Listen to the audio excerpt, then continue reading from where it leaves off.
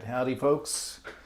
Been a while since I've done any streaming. Sorry, been very busy. I was hoping to have a video to show you what we've been busy with here for the last month or so, but unfortunately we haven't had time to finish the editing on that, so I'm just going to leap right in and get to work on one of the many machines that we have recently acquired. I'm going to switch views here and I'll show you right now.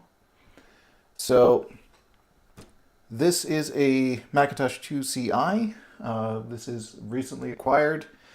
It is in pretty decent shape overall. Only really bad thing I can say about it is that the front interrupt and reset switch was broken on the case. Otherwise, the case is actually in very good shape. Not too much yellowing, but a little bit. So all it was really missing is the buttons at the front. So we are going to be spending today getting this guy back up and running. It's turning on, but it has no sound. Very common problem with leaky capacitors. So demonstrate that right now. Let's turn this guy on.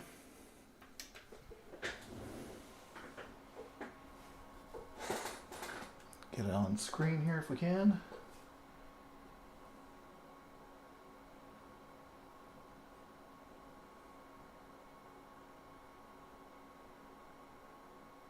There we go. Got my blue SCSI connected so that we at least have something. I actually just took this image off of a hard drive that we got as part of the acquisitions as well. I wanted to try creating a drive image using blue SCSI. That error happens on the original drive as well. Still haven't fixed it. But yeah, so boots to the desktop just fine. But as you heard, there's absolutely no sound. I do have the sound plugged into the back. I've tried it with the front speaker, I've tried it with the back. It is definitely leaky capacitors, unfortunately. So, that said, let's take this back apart and get to recapping.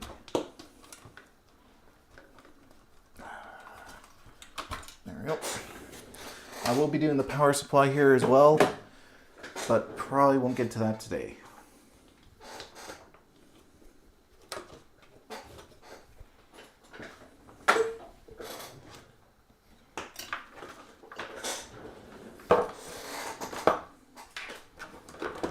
Stuff out of the way.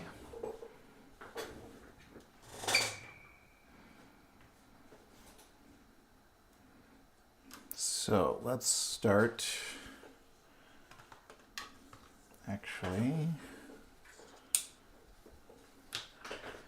this is one of the bigger boards I worked on, so this is going to be a little bit more interesting for me at least. Probably a lot more twisting and turning to get things not only in view, but also where I can actually reach them. So let's get the microscope camera going. Hey Will, nice to see you here. Let's do this. There we go. So yeah, you can see there's a bit of debris around here. The caps are obviously leaking. I'm thinking because this is so close to the audio connector, I'm probably going to use the cut method instead of the hot air for this particular one. Just because I don't want to get in there and accidentally melt anything. So let's start with that. And then I'll get this good cleaning. Where did my isopropyl alcohol go? I should have checked that I had everything before it started. Here it is. Okay. Alright, let's get these guys off.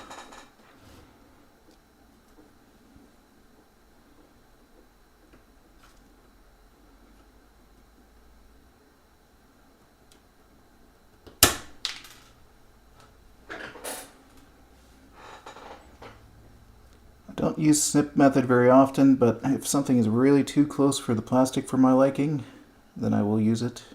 I try to go very carefully. There we go.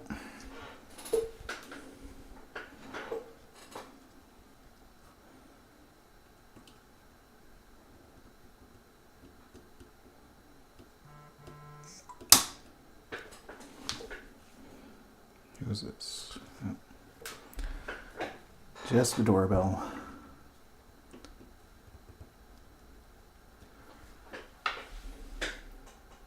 Having lunch. We'll get to some things in a bit. Go to my workshop. Awesome. Yeah, from what you told me, you've been busy as well here for the last little while. Craig and I, and I'll get into a little bit of detail here, but hopefully the full video will come out. Craig and I have been really busy with a local seller / collector. He was trying to get rid of his collection because he decided it was just time to get rid of it. He'd had it for a long time. It was in his late father's home, and he wanted to sell the house. So we got in contact with him through our friend Will, local Will. And after walking through the house and finding way more stuff than we would have ever thought we would find, made him an offer and started picking things up right away. So we ended up with something like, I'd have to look at the spreadsheet we've been building, but I believe we ended up with 60 computers, along with somewhere in the order of, another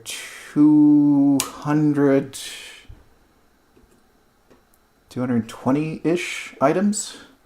And that's everything from expansion cards. Let's see if I can get myself a little better centered here.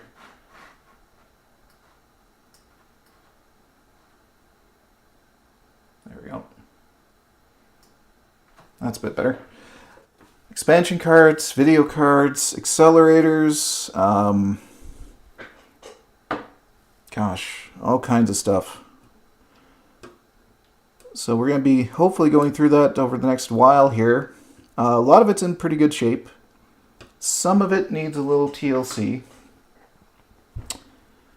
And I don't think we had anything really bad show up yet. We haven't tested everything yet. We've gone through the Apple IIs. We've gone through a lot of the compact Macs. A lot of the compact Macs, I will say, we will probably end up recapping before we sell them off, because they do seem to have, well, let's say they're not quite as stable as I would like in order to sell them off properly. So we will be handling those ones probably in these streams. The idea is we're going to make sure that everything we end up reselling that we don't keep for our own collections is going to be cleaned up, made functional at least. And if you want a full service, full recapping of everything and fix floppy drives and all that, that will be a separate service that we will offer. Because if we did that for 60 plus systems, it would just take us forever to get rid of them. And neither Craig nor myself, unfortunately, has the time to do that. We both have our own full-time gigs. This is just a hobby, so we'll do the best we can. We'll at least make sure that things are working, and hopefully, people like us, other enthusiasts, will want to pick these machines up to keep working on themselves. And if you don't, and if you want it done for you, well, we can manage that. At least for a few systems here and there. Okay.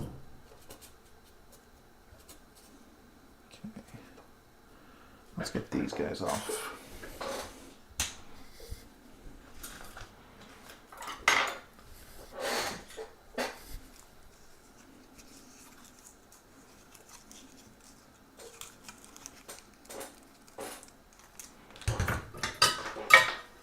It's been really interesting, though. Couple unique systems in the collection. Little tip. Sound connector under the cover on the slider gets corroded or stuck, often needs a cleaning and lube to work and can be blocked. Oh, okay. Just replace them. That's good to know. Well, we'll get through the recap job here, and if the sound is still a problem, then I'll take a look at that too.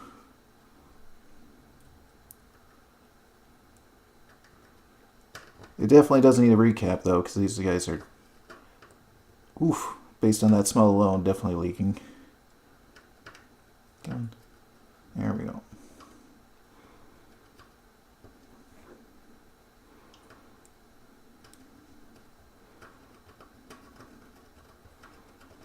So, yeah, we've been going through that lot, and so far, some of the more interesting things we found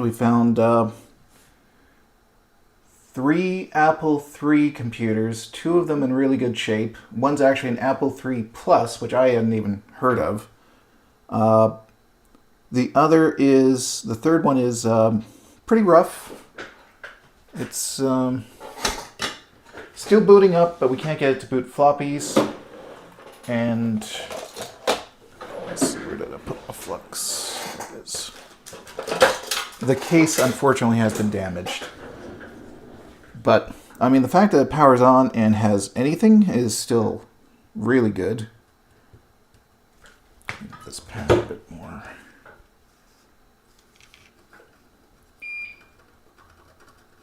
There we go. Get rid of that gunk.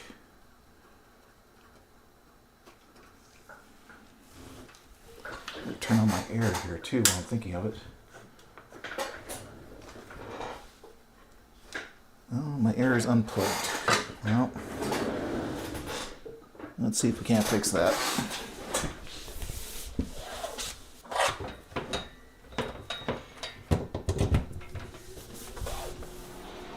There we go. Apparently it's been so long since I've streamed, everything's not connected like it used to be. It's funny how that happens. A couple of these guys, and a couple here.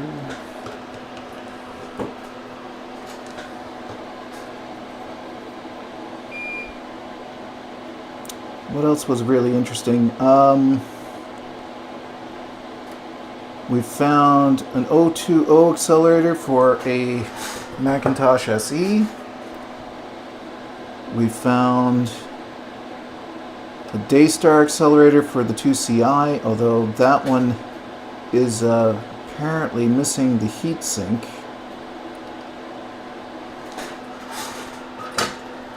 So we're going to be trying to figure out what to do with that.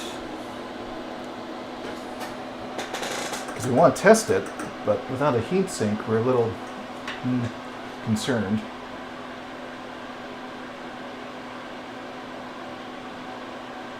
I missed that. What you find that is powering up and no floppy? This one powers up just fine. It booted into macOS from Blue SCSI just fine. It's just no sound. So I looked at the capacitors. They were leaking pretty badly. So I figured, you know what? Let's just recap it, see if that gets us our sound back.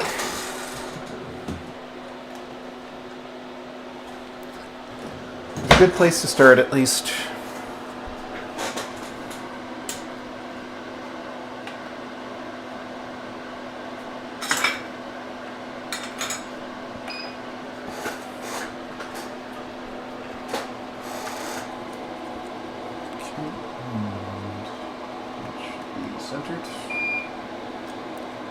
So let's get some of these pads a little cleaner than they are currently.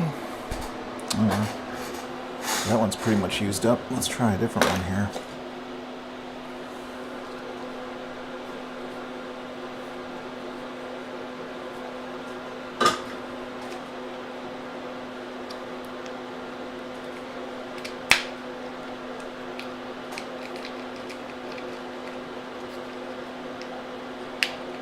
Where's the end?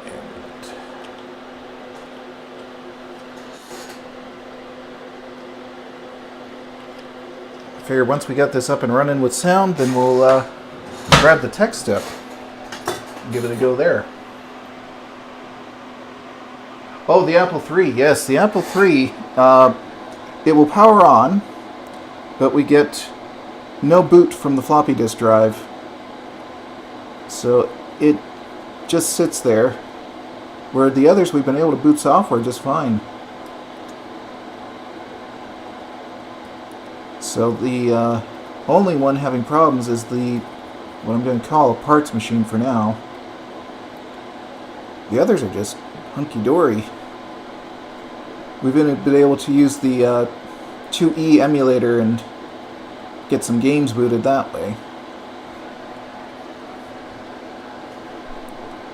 On the other two, so we know they work.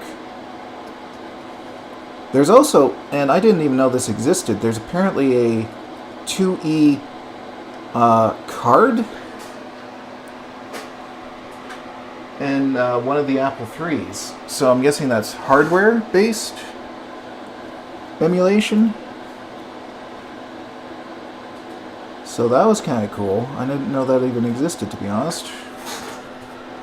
We've not tested that out yet because apparently you need specific discs in order to get that working, and we haven't located those discs yet. There's still a lot of bins we haven't gone through, so they may be in there somewhere. But, I mean, worst case scenario, we'll have to make our own. Fortunately, Craig has a floppy emu, so we can use that, I think, to make our own image. Just have to download one off the internet. Oh yeah, we have a Macintosh Apple IIe cable came in this lot as well. And I have a card. I haven't really used it, so we thought, well, maybe we'll sell that too as a bundle. That way people can get the card and the cable. I mean, I got it when I purchased my Color Classic. It actually came in the Color Classic, but it was missing the cable. So now we have the cable from this lot that we just bought. So I'm like, well, let's put them together. Make someone's day, that's for sure.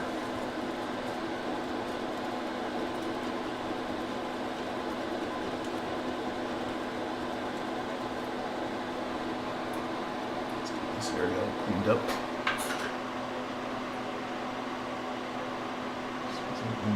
All the software drivers you need right there.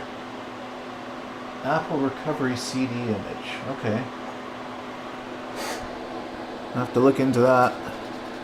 I'm sure Craig probably has. Craig does a lot with the Apple IIe stuff. I generally don't. Oh, that's interesting. What's going on here?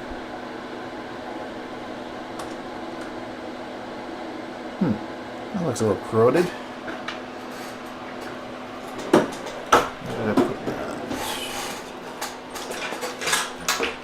What's going on here?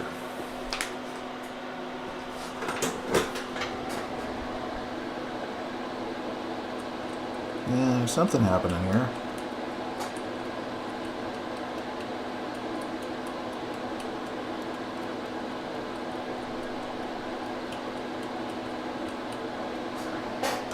Bunch of junk.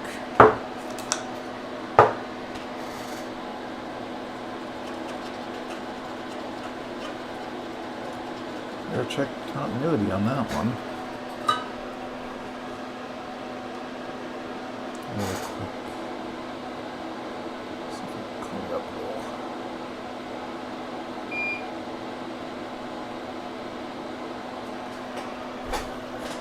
Flux, perhaps, can help.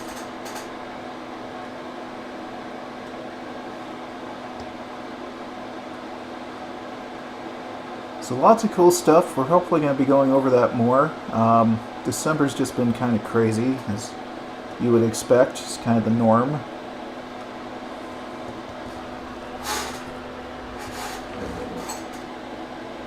So hopefully as the new year progresses here, we'll get better organized. Wow, this is a lot of crap in there.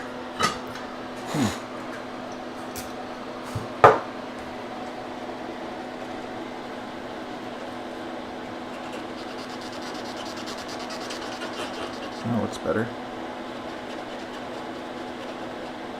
It's been leaking right into that via.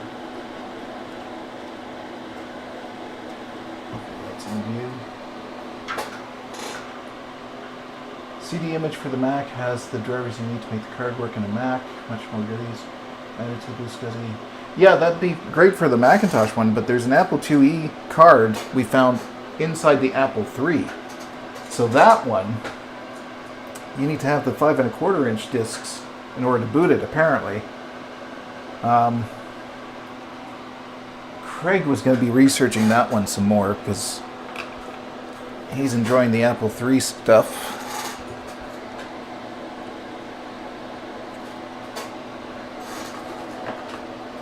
But the Apple IIe card, I know it works because we have tested that actually on one of Craig's machines that he had the software already preloaded. So I just made sure it was recapped and happy.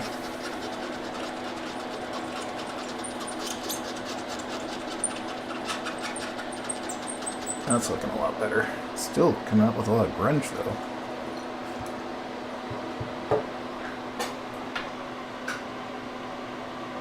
Yep. What else have we been finding here? We found a crap ton of those CD caddies. So we have lots of those. Which is good because I had none, but I had 2 CD caddy drives in my spares bin. We found some software. I think we got about 40 pieces of software. Some of it's productivity, some of it's games. I will be stealing the macOS 8.5 disc that we found because I need a physical copy of that, and the Tiger. I'm probably going to be stealing that because I don't have a physical copy of that either. It'd be nice to have real ones instead of just duplicates. Because the duplicates don't always like to work properly, I find. So it's nice to properly have the real thing now. Okay, so...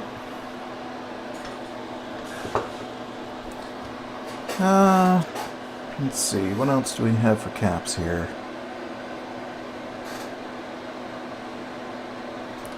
Let's do clipping on these 2 that are near the new bus slots.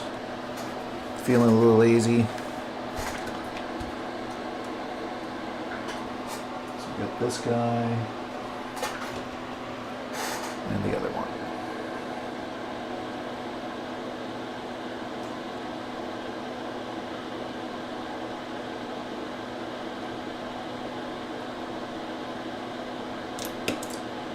Nope.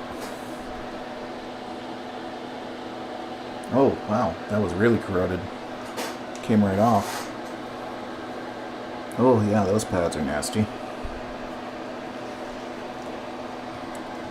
This one.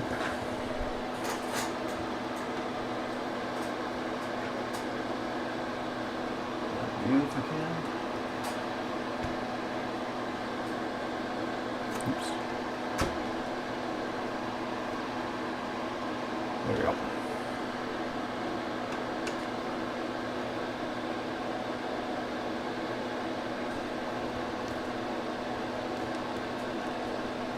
Oh, that's a tough one. There we go. Okay.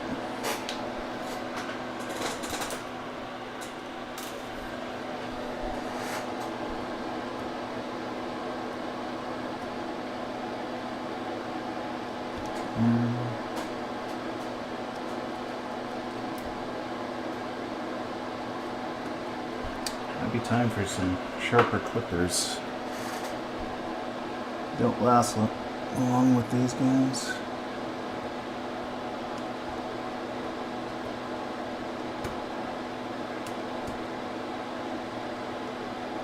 There we go. Okay, these off.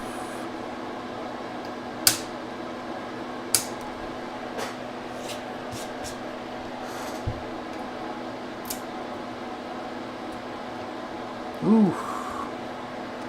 These ones are pretty poor. Alright, let's get these cleaned up and then we'll take those off.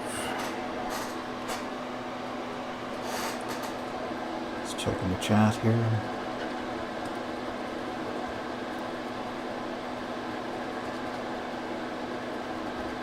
I am glad we finally got through most of the inventory at this point. I had most of what we bought in my basement, which was driving me insane. But now we've taken everything back into storage.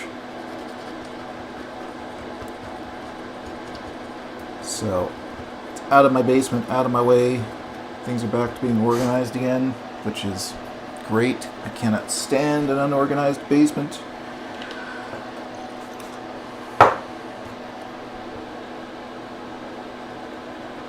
Oof. This one's really bad. Look at this guy.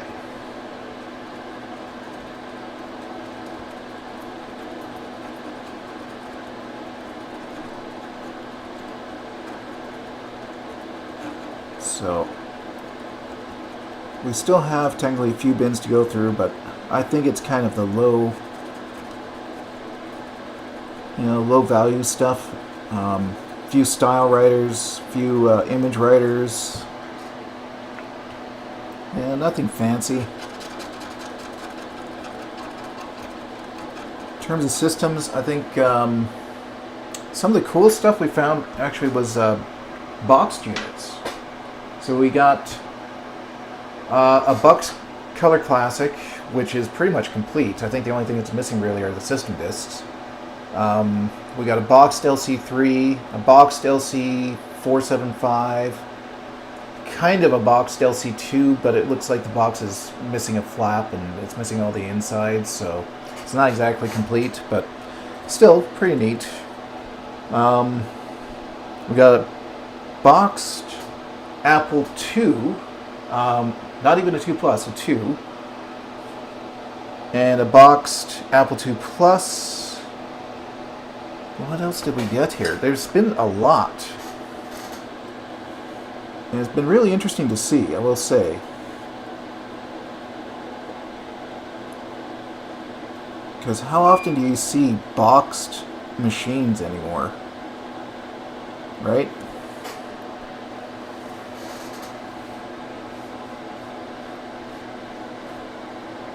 Let's get this guy off. Oh, if we can. Holy. This one's really corroded on. Let's try this. Color Classic, I know I'm going to have to recap. The gentleman we bought it from, Gary, had said he originally couldn't get it working, but then he put it through the dishwasher. And he was able to get it come back to life, so that tells me right away we've got a pretty urgent recap job to do on that. So likely what's going to happen is, after I'm done with this guy, we'll probably bring out that Color Classic, get him going. Because I don't like to leave them too long.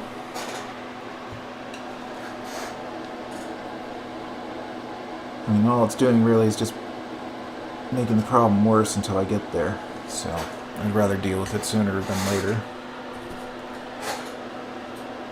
Not looking forward to the power supply recap on those, though. That always takes a while.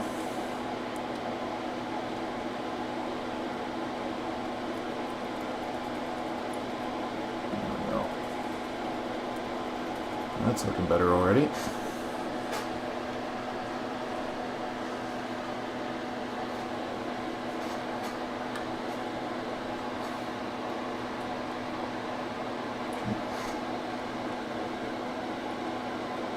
What else did we find here? There was actually other stuff. My friend Will ended up buying the Commodore stuff that Gary was selling. So he got, I think he said somewhere in the order of 40 Commodores. That's everything from Amiga 1200s down to Commodore PETs. So he was pretty happy. Reminds me, I still gotta talk to him. I wanted to see if I could trade him a PAL Commodore Plus 4 for an NTSC version.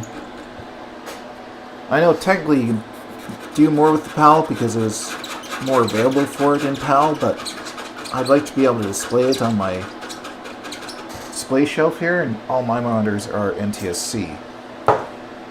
Unfortunately, that one does not have RGB. I don't know of any way of getting RGB out of it, so kind of stuck.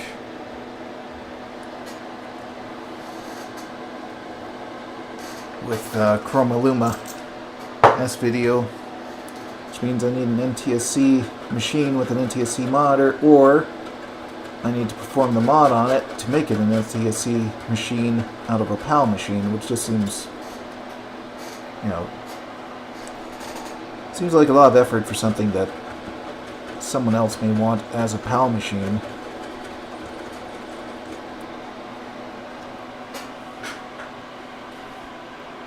I'd like to get an Amiga one day. Oh, it's too bad you're not closer, Will.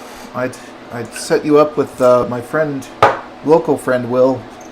He's got, oh gosh, just in this load he got 4 Amiga 2000s, he got Amiga 1200s, 2 or 3 of them, he got 500s, he's got a bunch he can sell off now. Because like myself, he already has those machines, so he's just got to make sure they work and sell them off to people who want them. Okay, those are all done. Looking much better. Alright, let's get up into this part. Got one right by the power button. I'm going to clip that one, I think. And then I think most of the rest are just up here. I don't have these axials in stock at the moment, so I will probably be going and ordering some of those. Maybe not. But usually the axials are in decent shape, so I'm not too worried about that right now. What do we got here? Piece of wire. Where did the piece of wire come from? There. Canola shipped to Florida. Was Canada not on strike anymore? So Canada Post has basically been ordered back to work. They have already said that they are going to be extremely backlogged for the next 2 months. I expect it'll be longer. And nothing got settled. So all of this will happen again at some point in the future. Check that trace right under the cap. Which cap is that, do you refer? Talking about down here? C9? Or are you talking about C16?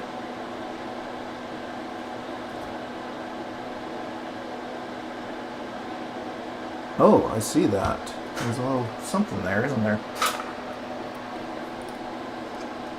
What do we got here?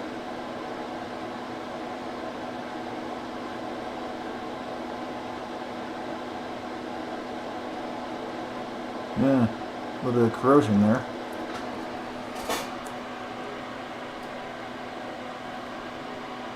Yeah, I see what you mean. Let's grab the multimeter here.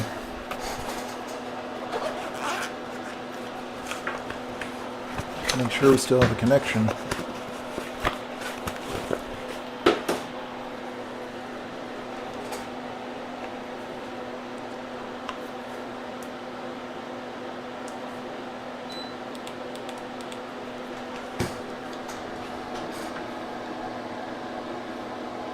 Where did this guy go?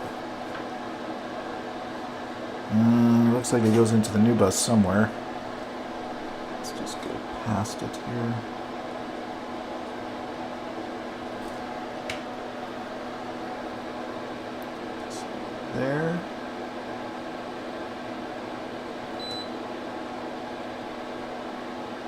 be going to here. Yeah, it doesn't seem like it, does it? Oh, there it goes. It's dirty. Okay, there's still connection at least. So that's good.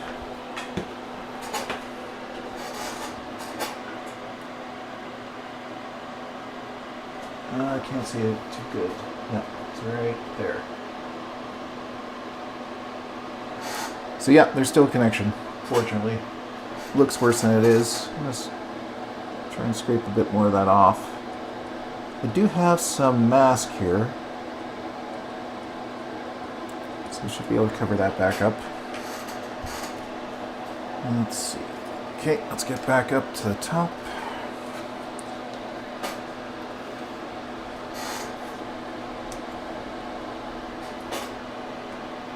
Yep. I'm gonna clip this one just because it's near the power button.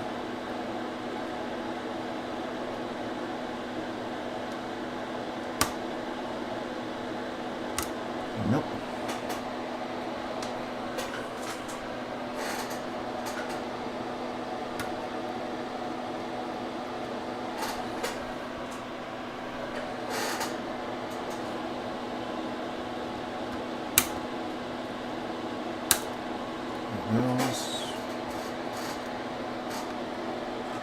Whew, another bad one.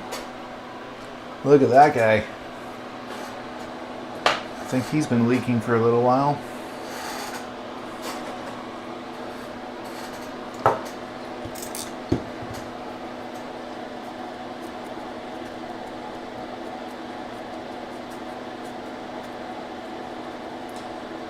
Trying to think what else we had from that lot. We got a whole bunch of G5 towers, some of the later Xeon towers as well. We got, you know, the to be expected iMac G3s. Good condition by the looks of it. The inner bezels seem to still be intact, which is nice. It's becoming a rarity. Whew, this one's bad. Let's see if we can't.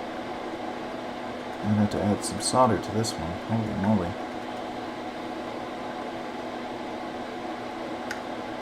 Yeah, think that way.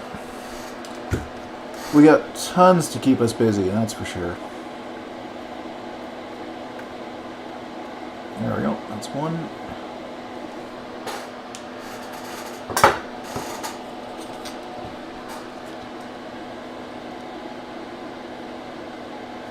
There's the other one. Okay.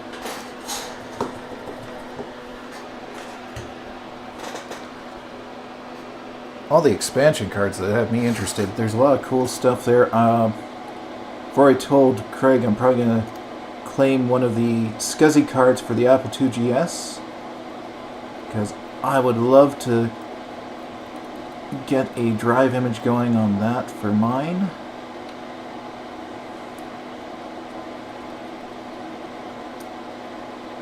There we go.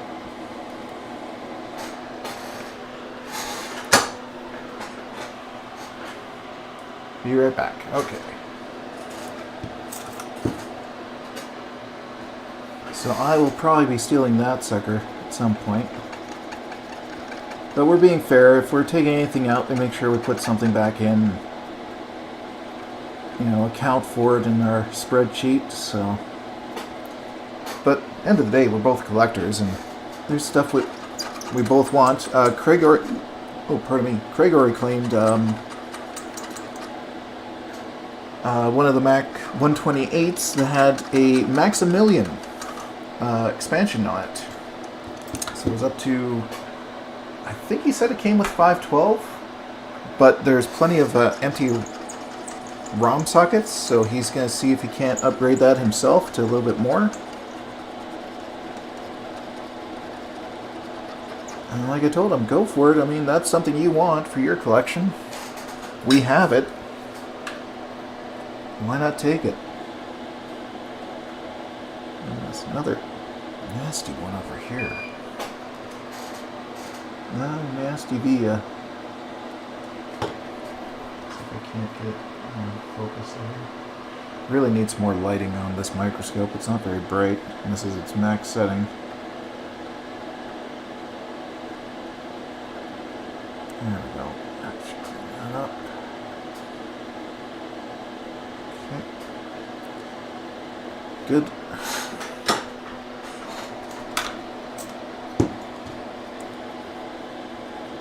We got a ton of SE systems. We got a ton of classics. Classics obviously need recap, but I mean, at least they're turning on. They just need the recap because none of them have sound.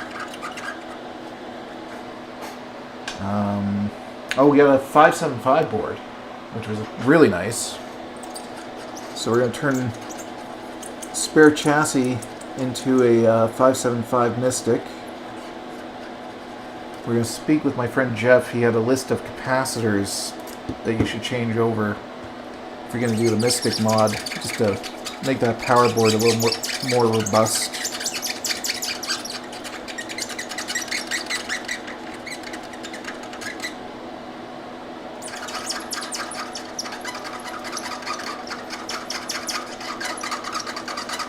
There we go. That's looking better. Still dirty though, so let's see if we can't clean that out a bit more.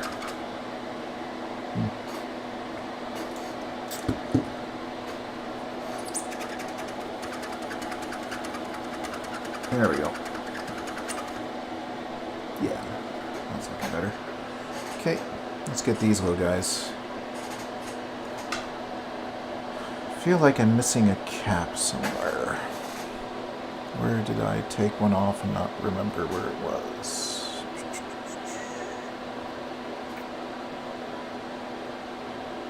No, I'll find out. Fortunately, this is one Bruce has on his Recap Mac website. So if I am missing one, I'll look it up. Grab some Kapton tape for these little diodes so they don't go blowing away on me.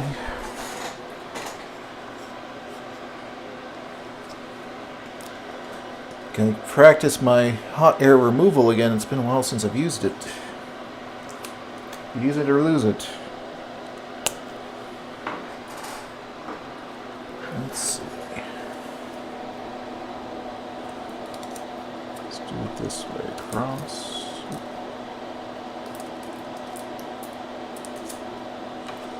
That. And another piece.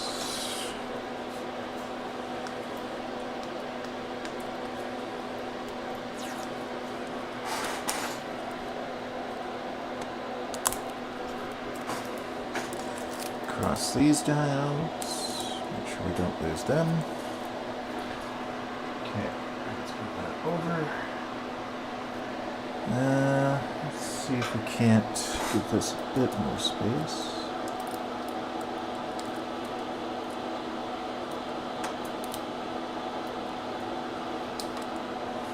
There we go.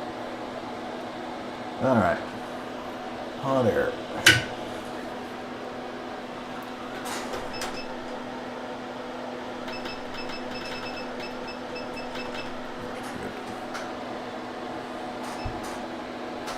Start with this guy.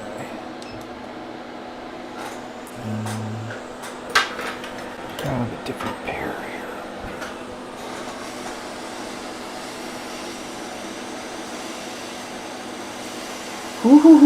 Ooh, yeah. This one's a smelly one.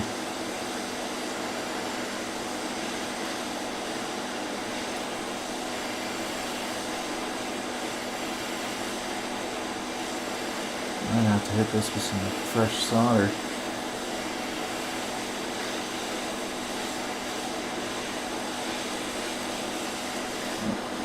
This one.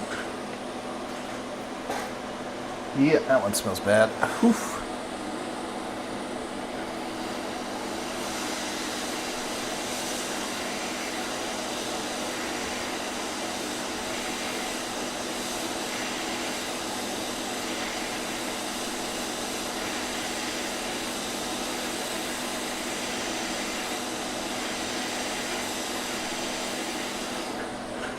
Ooh, that guy popped. Alright, let's see. Come on, move over. Let's get you back in view. There you are.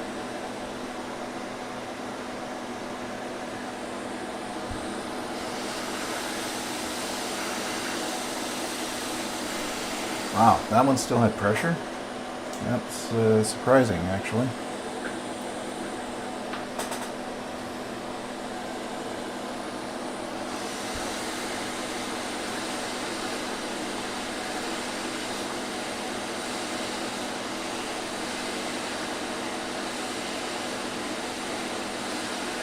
There we go.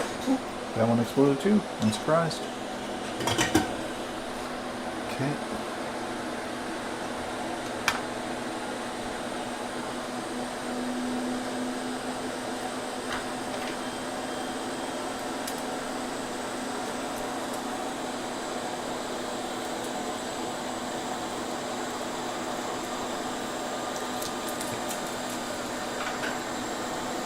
Alright, let's see. Oh yeah.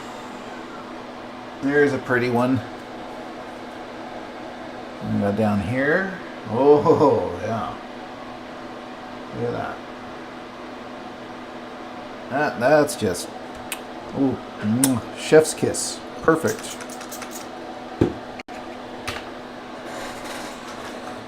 See what we can do to clean this up.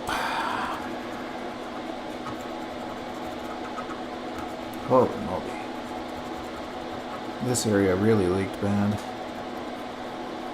But that's a little suspect there. I was about to say it doesn't look too bad for the traces, but this one is pretty dark.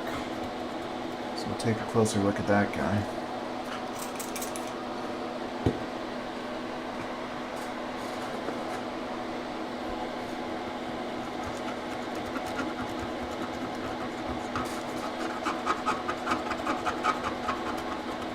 What I need to do some point, maybe while I'm off here, is set up a Discord or something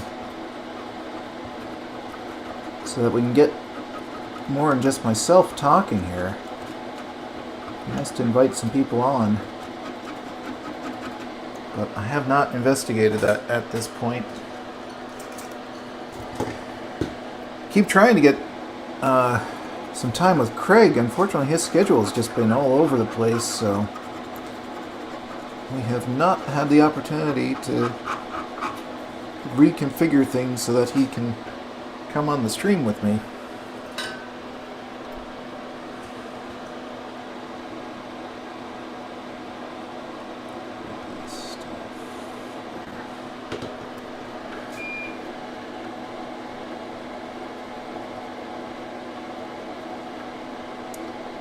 Hopefully here in the next few days we'll make some time for that.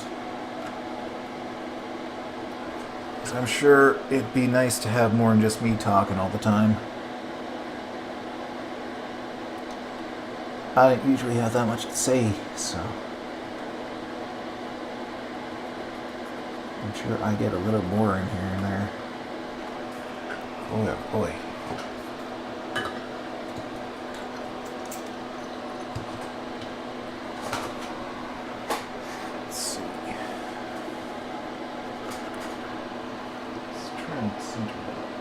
There we go. And this area is just a mess. Holy moly, look at these traces. Look at this Q-tip. See if I can get the Q-tip inside here. Yeah. That's after a few seconds, just covered in it. Thank you, multimeter. I'm aware you need to shut down. Thank you. These chips aren't too bad. Definitely need cleaning, but could have been worse. Let's grab my braid. Go over these guys.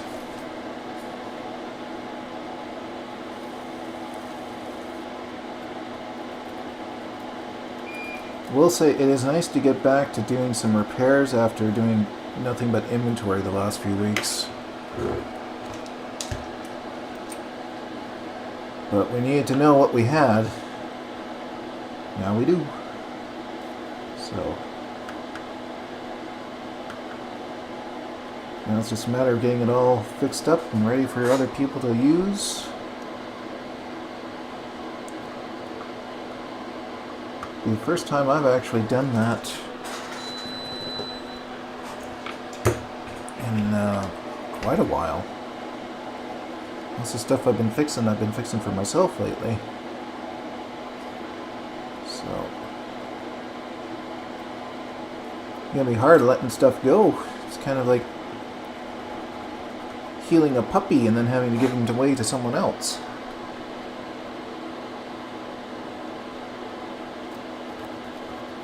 That's okay, I need to do more of that. I have filled my collection. As I told the wife, I do not intend to buy a bigger house for a bigger collection, so whatever I've got room for now is all I got room for.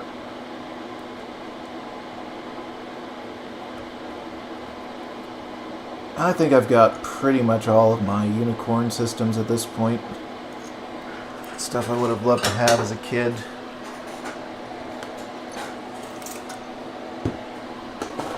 So, I've done pretty well. Maybe that's something I'll do after this repair is done, is take you guys around my collection and show you what I've got so far, or at this point in time. I don't think it's really going to change. But who knows? Maybe I'll find another machine I really wanted, and I'll have to let something go so I can get something else. Holy crap, every time I clean this, it's still dirty.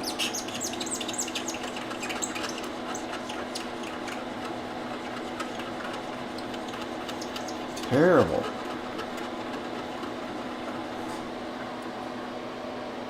Absolutely terrible.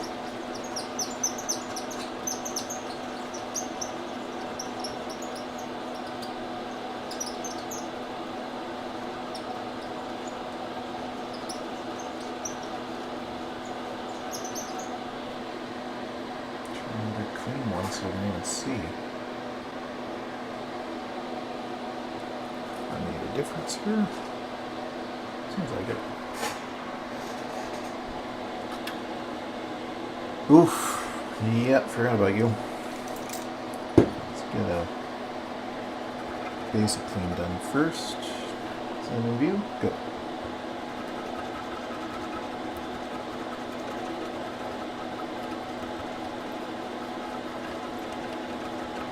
Well, it's already better. Okay, let's clean you up.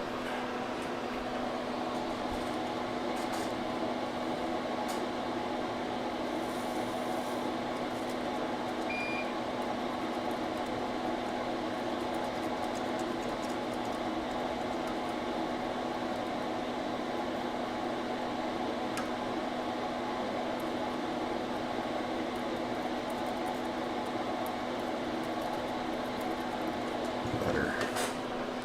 Good.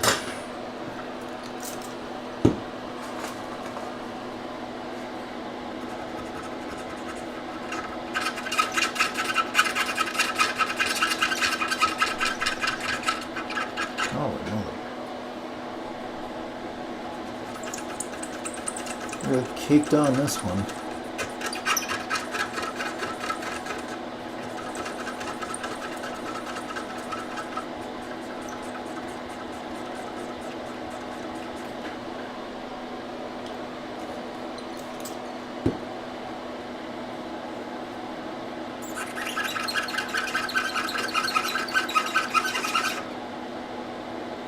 Okay, that's clean.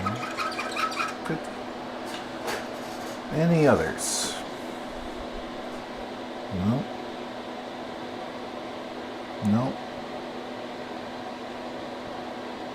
Let's take a look at those traces again down here, because those are looking, if I can get them in view. There we go. There's a few suspect ones here. Especially that one right there. Does not look great. Let's see.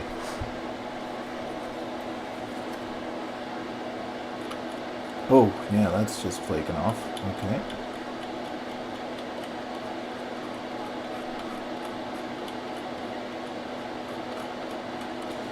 Okay, we're going to be applying some new mask to this. At the very least, because, yeah. That all got eaten away.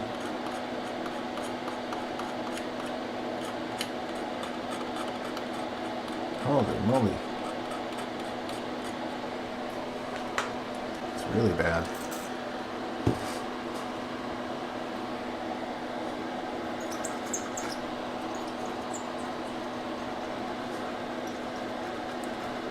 Do some continuity checks on these guys for sure. I'll check these vias too. Pretty crunchy.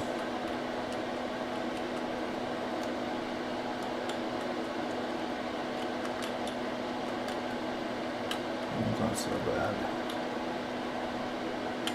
But glue. Don't need the glue. Those look okay. This is looking better. Where does this go to? This goes up, around, over. Looks like it goes to that pin up there. Let's do a check. I'm sure we've got some continuity here.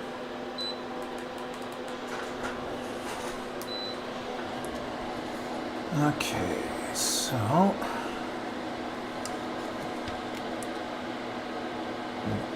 well, let's scrape a little bit more of this one first. So I can get it under the microscope, that'd be even better. Right here. It's looking a little dark. And that's because it's corroded, yep. Okay. So we want to go from that point here. That makes it around that corner at least, so that's good. Should go up. Big board, move over. Where do you go? You go up, round, over to here, I believe. Let's see. Roll it back, down, round. Yep. It should make its way all the way up there. If I was on the right pin, that would work anyway. Yep. Okay. Still intact. That's good. How about the one below it? The one below it goes here.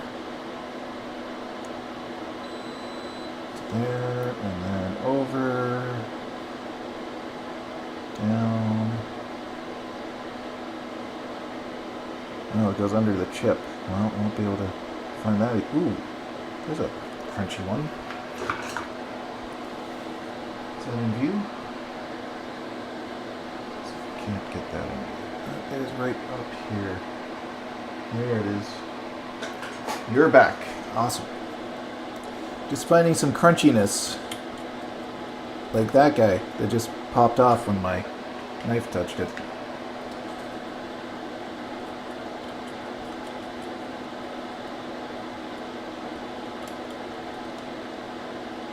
Yeesh. The bad one was right around here. Those were all black, but scraped away and they have continuity. All the way from point A to point B, so it's not as bad as they look.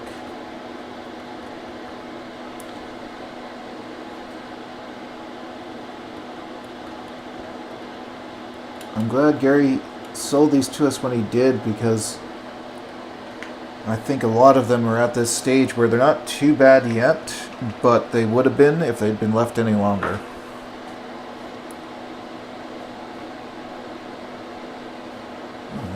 garbage here too.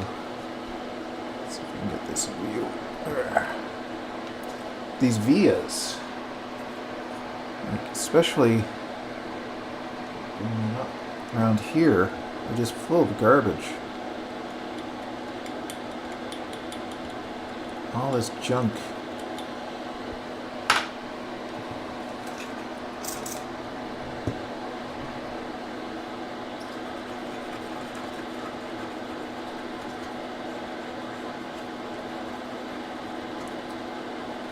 There we go.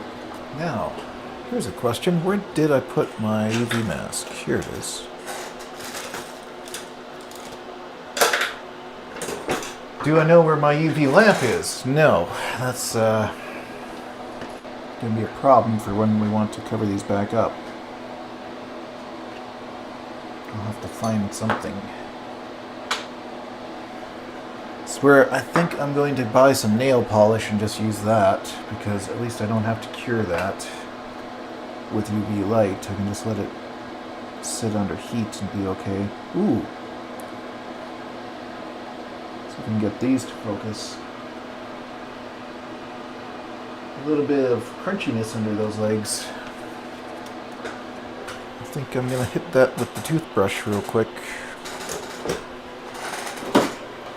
Assuming I can find where I put my toothbrush.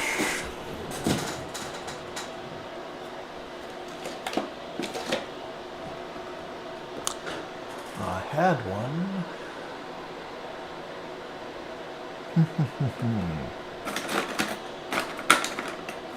There we go. That'll do.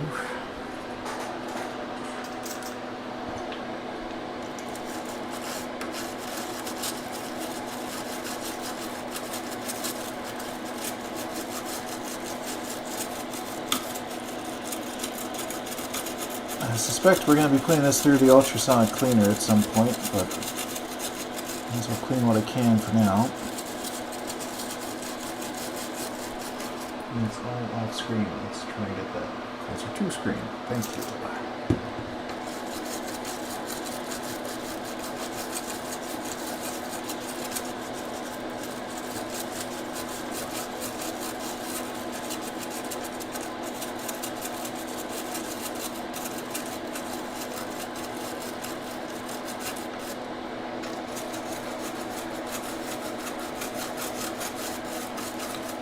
Oh, I can't quite get all of it. Let's see if I can use my dental pick on some of that.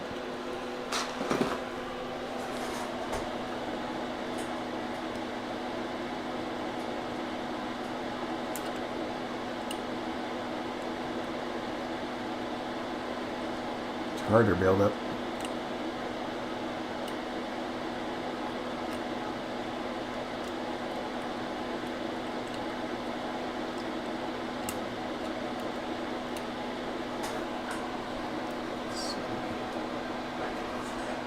Focus that a bit more if I can.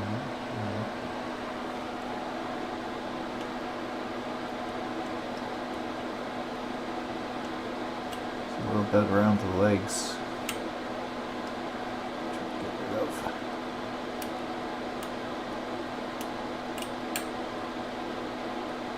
Okay.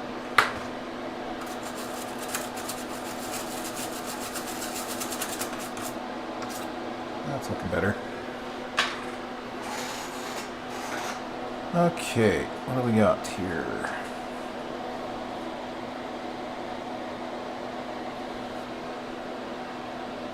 That's cleaned up, that's cleaned up. Well, I think what we're going to do is apply a little UV mask to this area I had to scrape.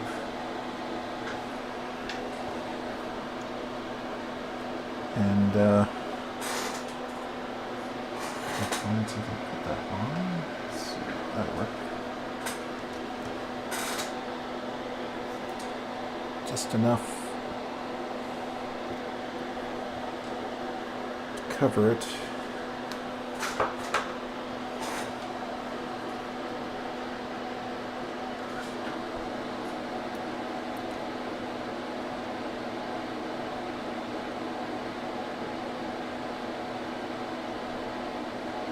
Never know how much or how little to use with this stuff.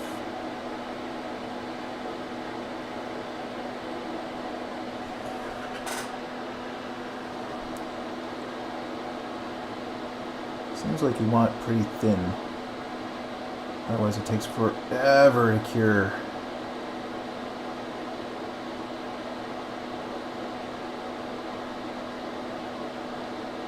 But if you have it too thin, then it seems like it's not really covering anything up.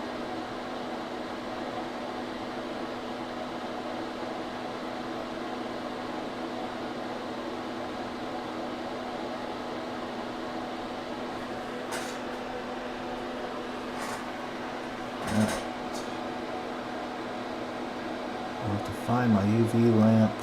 I know I had it,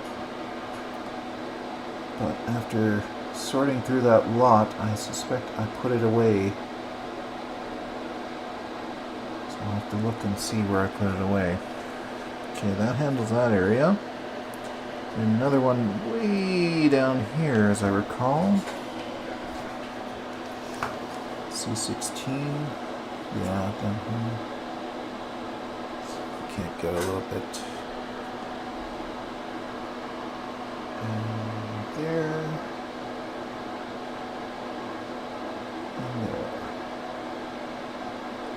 A little bit in the middle, apparently.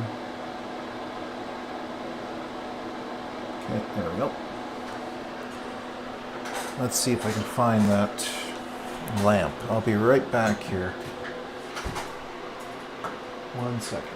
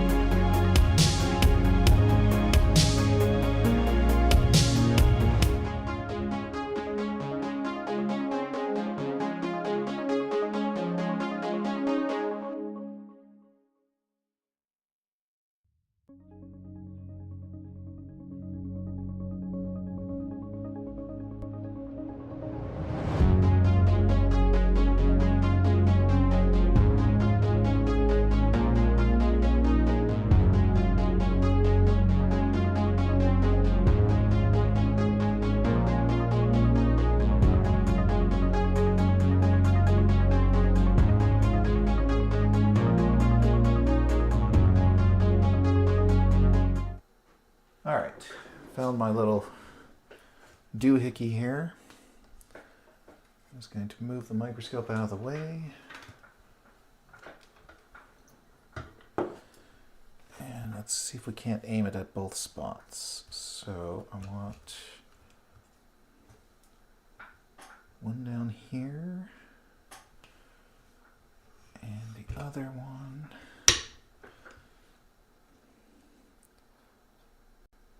Nice focus beam on that one. Other one's up here.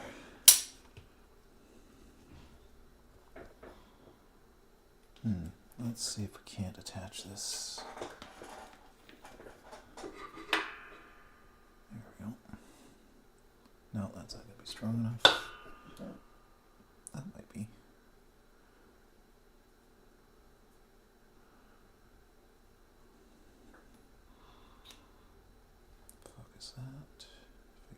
Swing. Okay.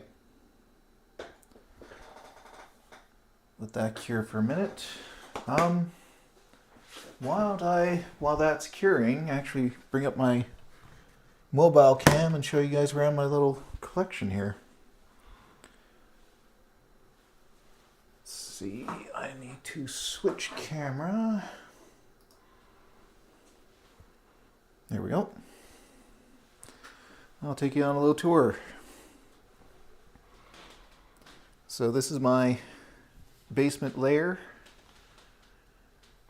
This is the main wall. We've got my G4 with the Sonnet 1 gigahertz, or I think it's 1.4 gigahertz upgrade. Color Classic 2. I recently picked up Anniversary Edition for myself, and it actually does work. It was listed as junk, but the only problem it had was a dead hard drive, so that was great. My G4 Cube. Of course, the giant 40-inch Trinitron in the middle. Lots of game systems, everything from Sega Genesis, PlayStation, Xbox. And on this side,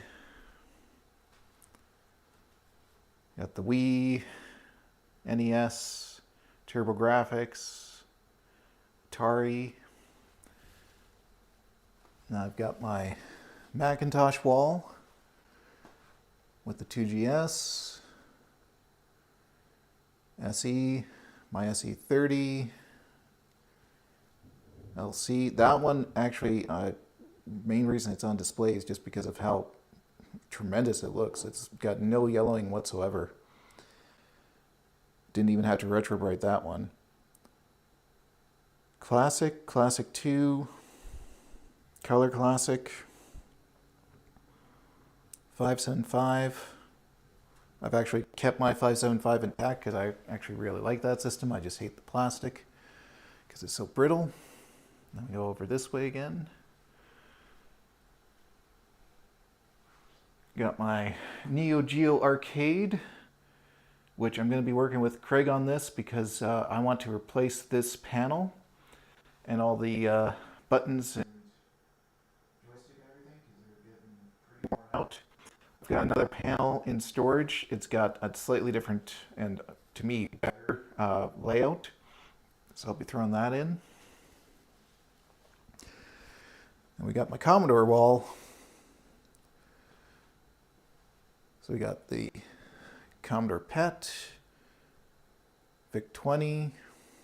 I've got multiple C64s at the moment, so I'm actually going to give one away to a friend. SX64, portable Commodore 64. This is my PAL 4. I'd love to find a disk drive for it. I have not found the disk drive, unfortunately. 128.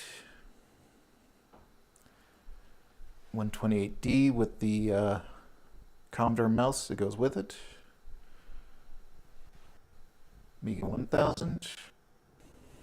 And then down here, I got a 500 plus. It's my father's actual original Amiga 2000. Had that since I was a kid. 3000.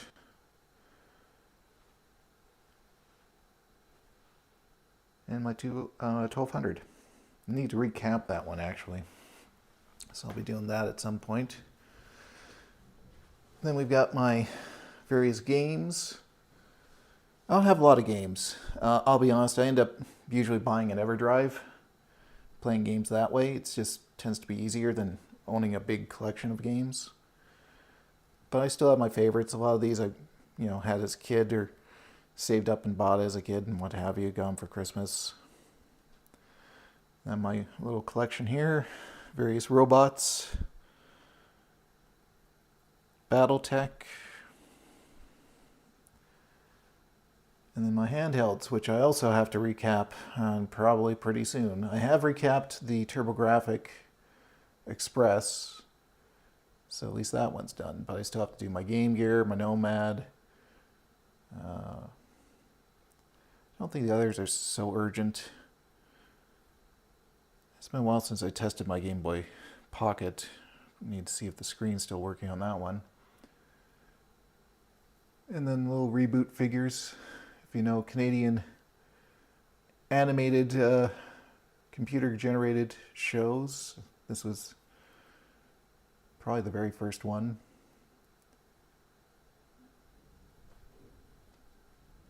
You know, some Iron Man stuff. But, yeah.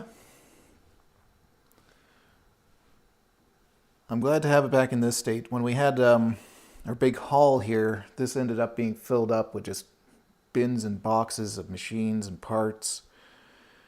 And like I said, it was just driving me insane. I like to have my stuff organized. And then this is my office space. You can see that's the IIci case for the machine we're working on.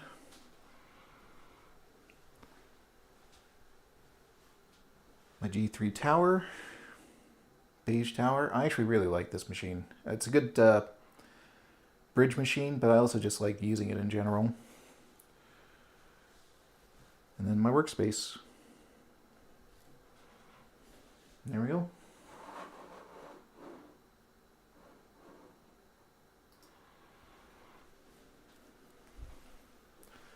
So yeah, a little tour. Hopefully, I think I had that set up with microphone. If not, let me know. So unfortunately, I was walking around, I couldn't tell.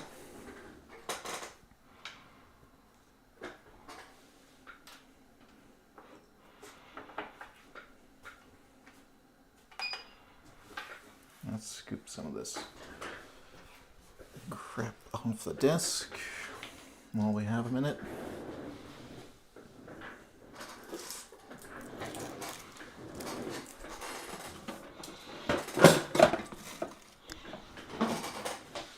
There we go. Let's give that a little bit longer. I'll pull down the tech step actually in the meantime.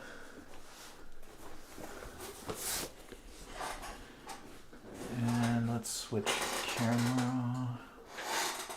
Number 1. Yeah. So, well, you might like this. I got a case I had lying around.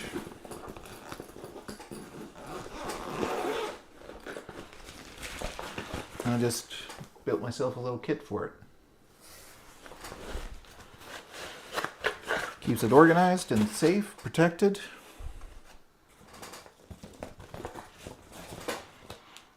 I had Craig loan me some cables, and then of course we got this big lot of machines, and now I can just grab whatever I want from the lot.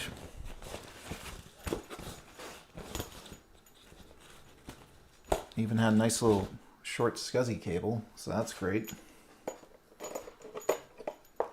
So we got SCSI there. Yeah. So hopefully we get to try that out today. I've not actually used it yet, so that'll be nice.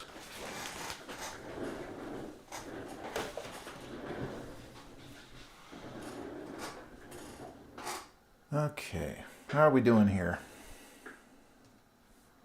Well, let's, how long's it been?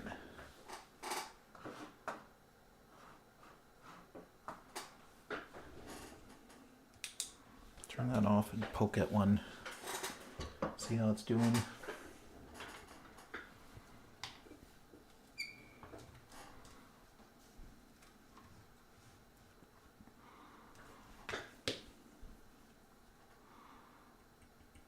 That seems pretty decent.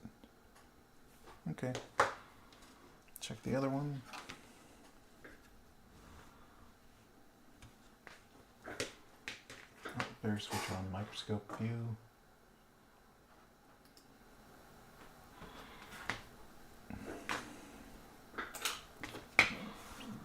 Never claimed to be a painter.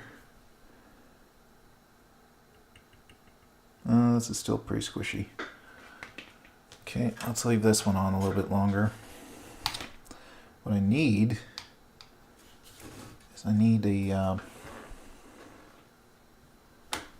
stronger light. Bruce says he's got a laser light from Brankus Creations. I would love to know where he got that and get one for myself, because the ones I have here are just little, very simple lights, and they're just not very powerful, quite frankly.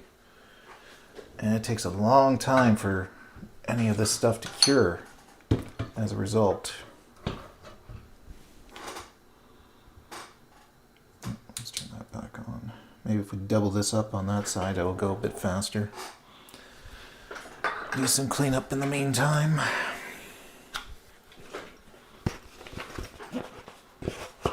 And let's see, camera 1 and 2, where's that? There we go.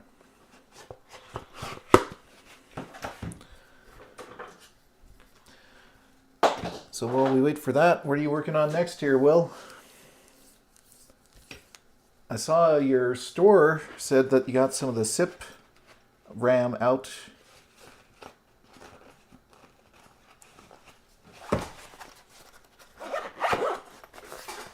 So I think that'll be nice for people. I've got that SE30 board I was working on is actually working at the moment. I still need to run the tech step, make sure everything is working properly. But I was able to find the short on the FPU and get that sorted. And I found a fuse wasn't completely connected on one side, which is causing my ADB problem. So between those two things, everything seems to be working now.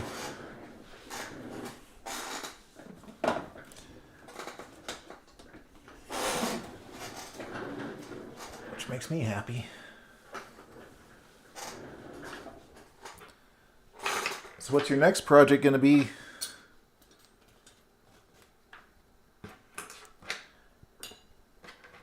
Doing anything this week, or are you just going to wait until the new year?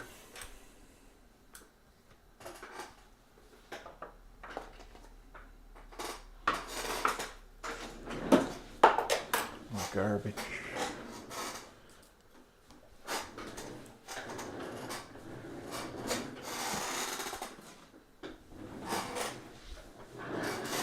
Did you watch my little walk through my collection there?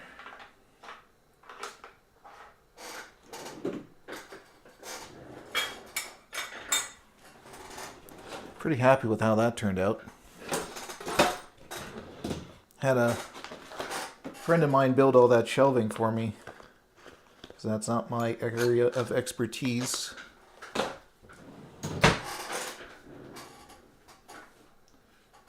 Working on new 2SI. Oh yeah. Well, you have to go back and check out the Macintosh stuff too.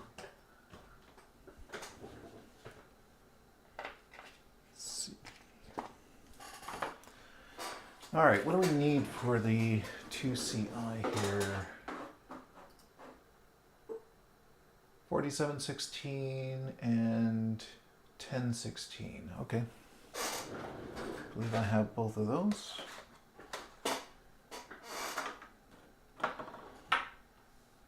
Yeah, I started off with just Commodore stuff initially, but as that became too expensive, I kind of switched over to the Macintosh. Because Macintosh, apart from the TAM, are still pretty affordable. The problem with the Commodore stuff now is it's getting ridiculously expensive to collect for. My local friend Will and I were talking about this the other day. When he bought 4000s, he could get a 4000 for like $500-600. Now you get a 4000 in working condition, it's like $4,000. It's absolutely insane. 2SI PSU. Oh yeah. Actually, we got a bunch of 2SIs in this lot as well, so I will be recapping those at some point. I'm sure the PSUs are going to need it, because they always seem to need it on those. I've seen your replacement PSU. Bruce actually did a video on that not too long ago. Unfortunately, I didn't get a chance to watch it all because we had company over. We had a lot of birthdays actually leading up to December here, so we've been really busy with that too. All right. Hate having to wait for curing. Rather get on to the recap now.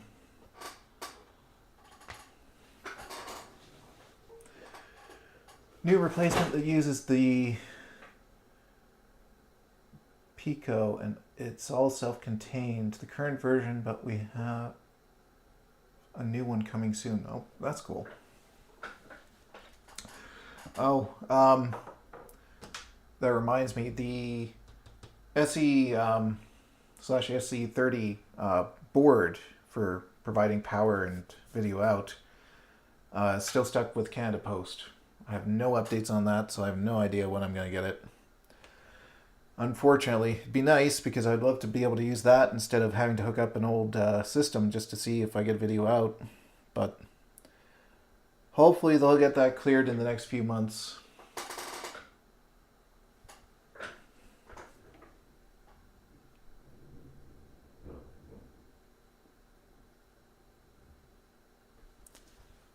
Well, let's take another poke at it. I'm impatient. I want to start working again.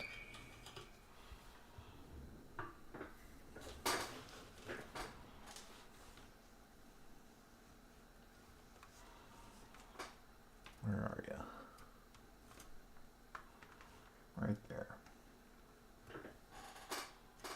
Microscope view.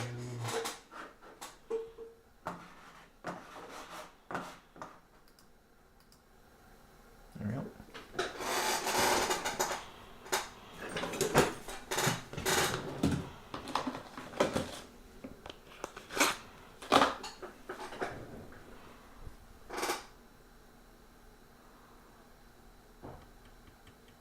That's better. Seems a little more solid now. Okay, let's grab some caps.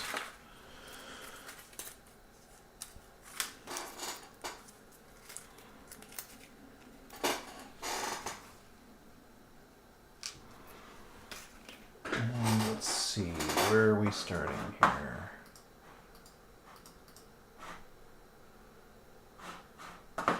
Bring this over so I can see it. Let's start over here by the sound. That should be mostly 4716s, apart from, where is this guy?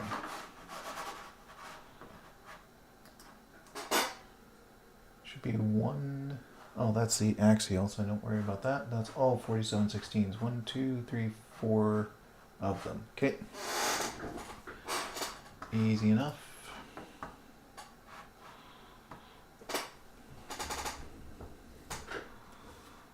Start with C3. Right there. Okay.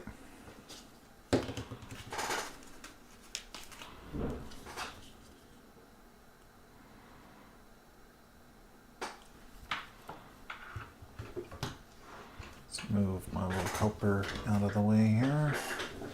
Give myself more space. Save the battery.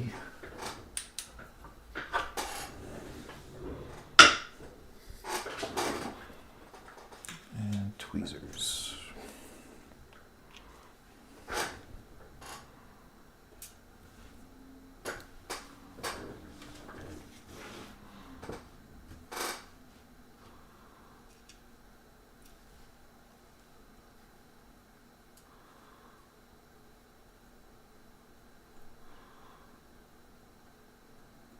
Okay, there we go. Let's get this guy going.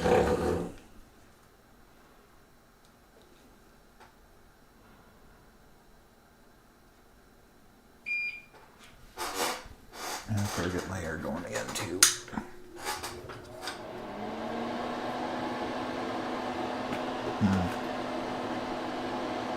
It's going to be the best angle for you. Let's try this. No, that's fine. Turn this. I didn't want it to turn.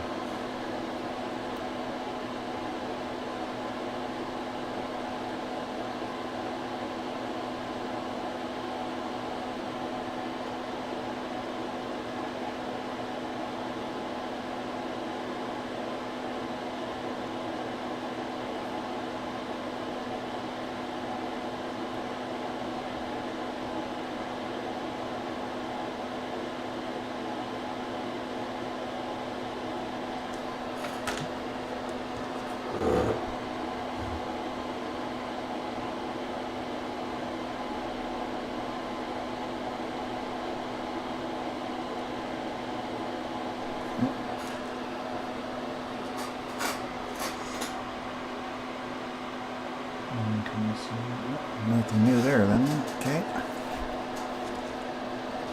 Sorry, trying to keep an eye on chat here. Bad about that. Multitasking is still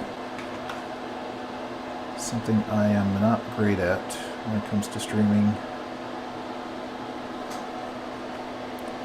So, 2.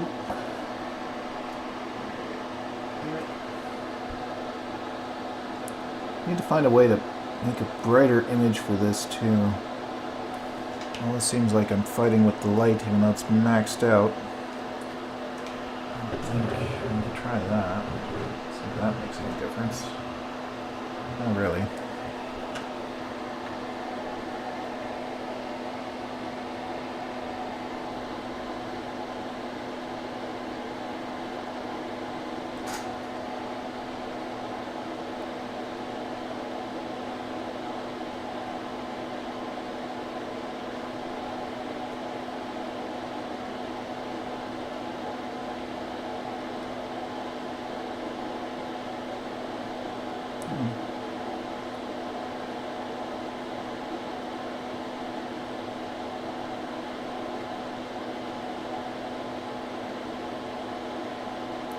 Change my angle, this is not great.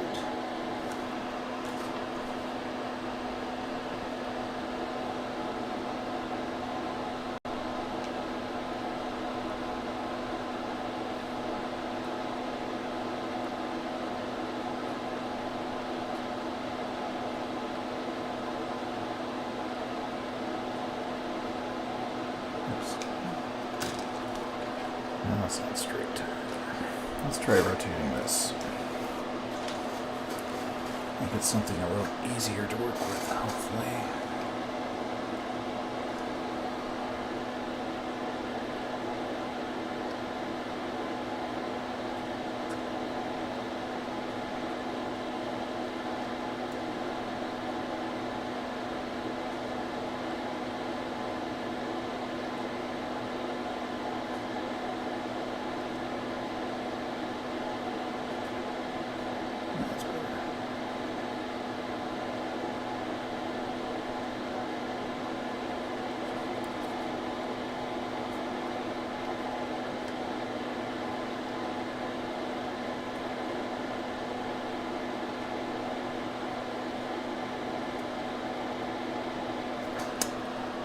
Now let's try my dominant hand instead.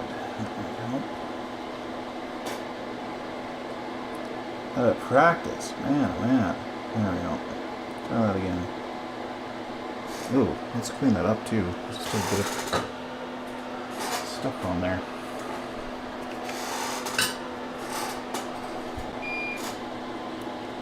That's what happens when you've been away too long, apparently.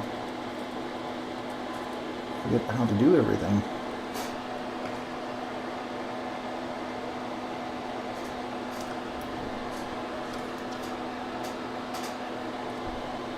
It'll come back.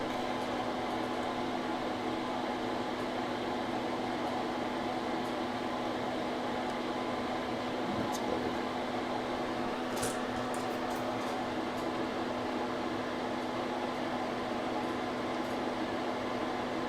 Good. There we go. Okay. Next one.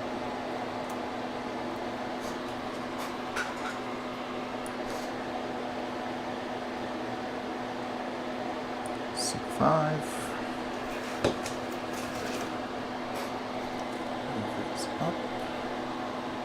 C5 there.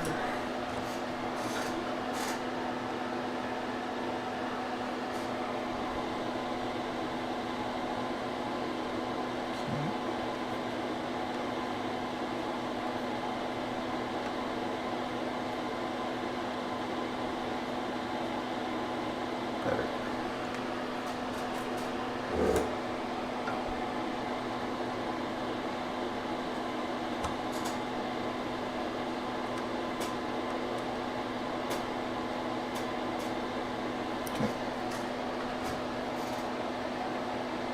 Good. C9.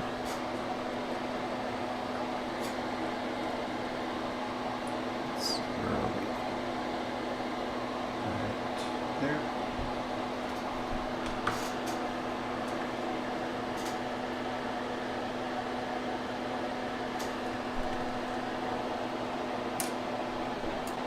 So you said you were away for a while there, Will.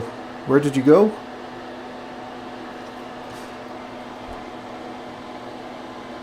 Was it a cruise or something? Don't recall now.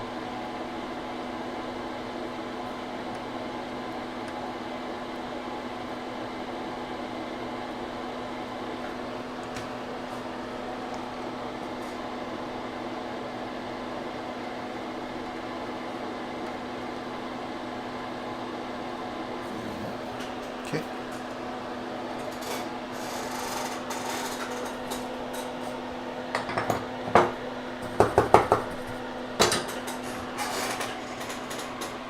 Florida and a cruise. Oh, yeah. You had a good time with that, I assume?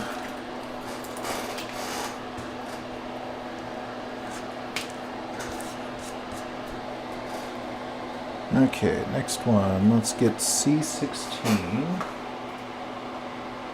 C16 is another 4716.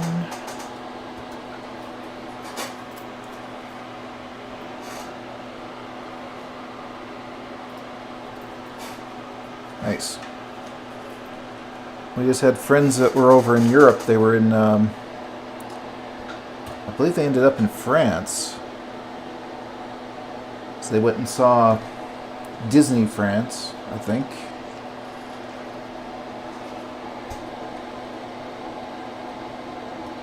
And they left us with their little kitten to watch while they were away.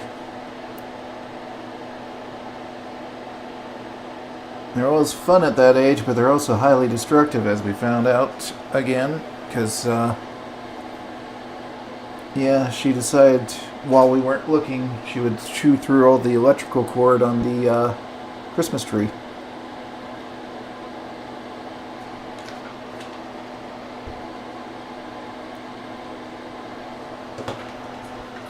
How she didn't get electrocuted, don't know, but she was fine. Christmas tree, not so much.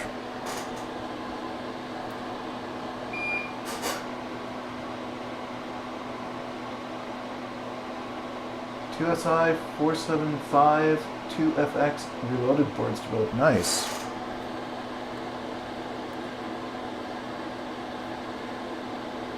I'm still waiting. I hope one day they'll come up with a Color Classic and the Color Classic 2 reloaded board. I've got a few systems like that that are going to be a pain to repair. That's a bit heavy. It'll work. I don't love it. Let's take a little bit off here.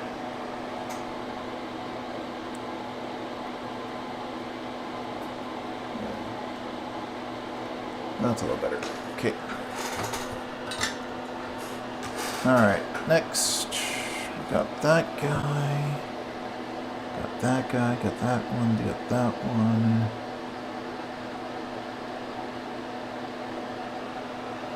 Up here.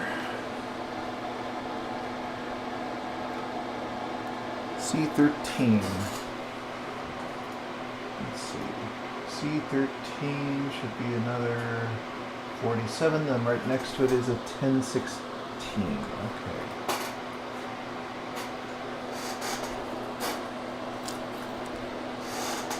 47.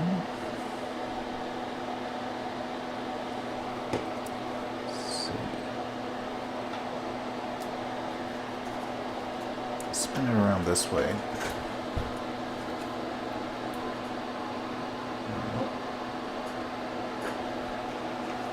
Hard to see, but the little plus sign is on this side.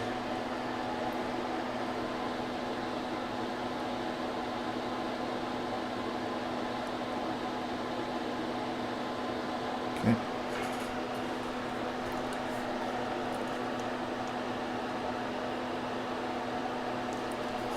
Our friend Jeff here, who does CRT repairs and stuff, has been kind enough to look at Craig's Color Classic Mystic build. I don't think he's a fan of that power supply.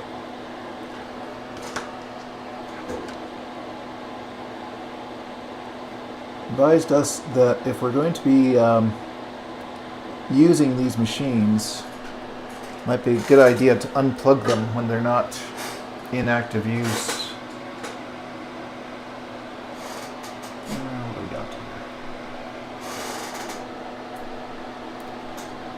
1016? 1016, okay.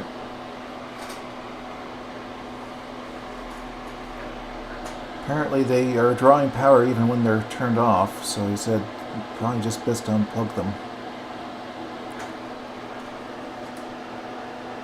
I usually do anyway.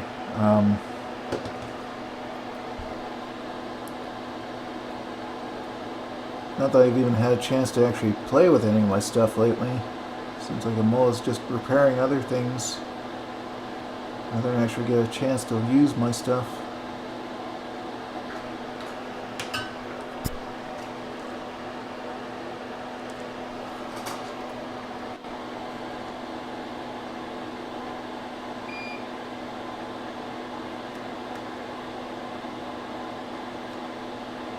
A lot of flux on that side.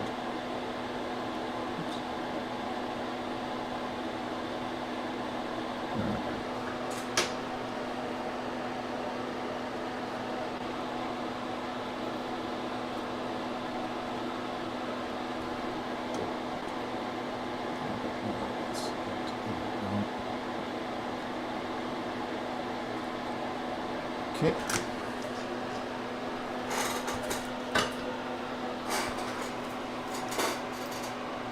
They draw for soft power, yep. Any machine with the soft power draws 5 watts, okay, or 5 volts, excuse me. Makes sense.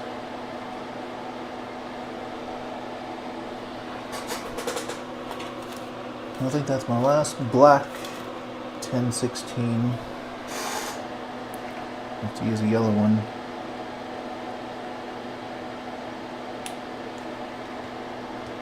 Let's do this guy first. Over here.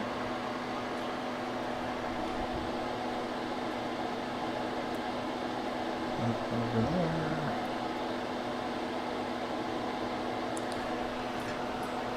Okay.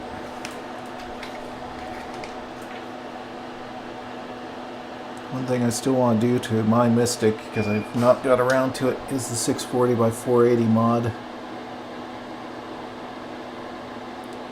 So one thing I do wish that Apple had done is just made those machines come out right from the get-go with 640 by 480.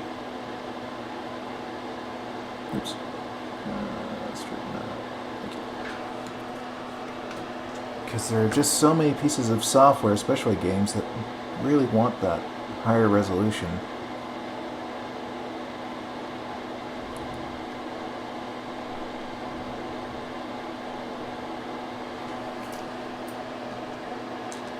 Okay. This guy, 1016.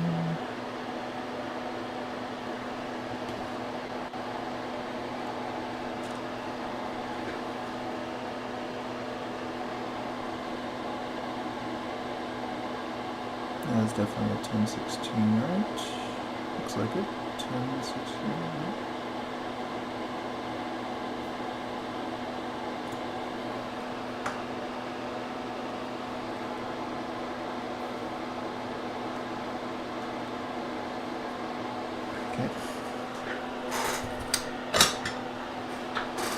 we go.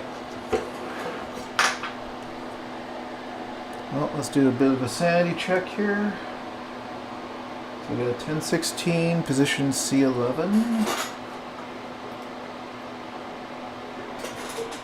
1016, C11. 1016 at C12. C12. C13, 46, 16. Everyone's in the right direction. Let's go. Yeah.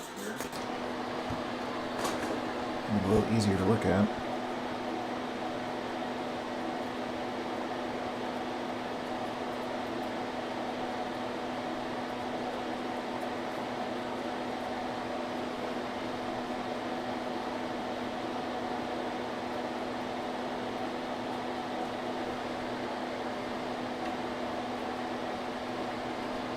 Okay. Or harder. Positive, positive. Positive, positive, positive, positive, positive, positive.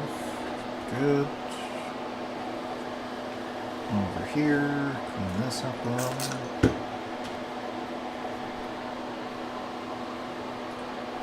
Bring this back over so you can see.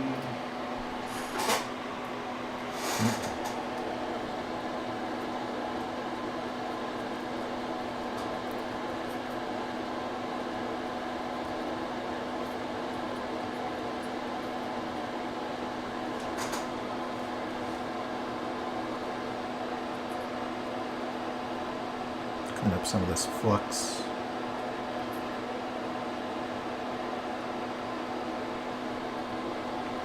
Alright, what do we got? Positive, positive. Positive, positive.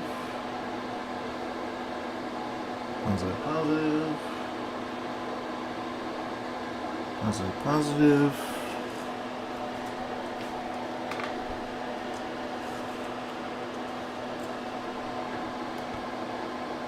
Positive, positive.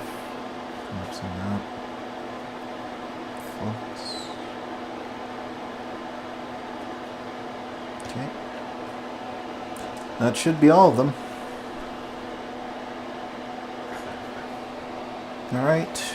Axials I don't have in stock right now. I'll have to order some more. But they should be good enough to test.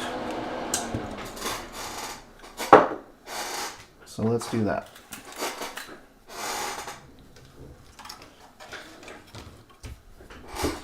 Scuzzy.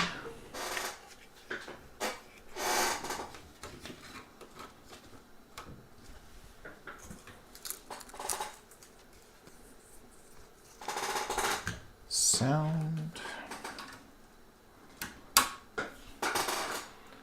Where did I put that? I got something for the power supply to rest on because it is ginormous. I don't want it accidentally shorting something.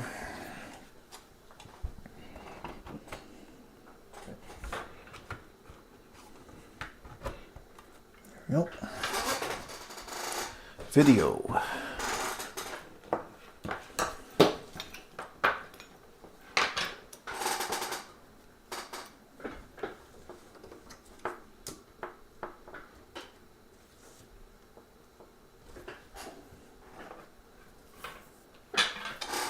Bill is back. Okay.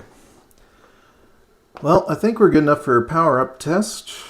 Unless there's something I missed.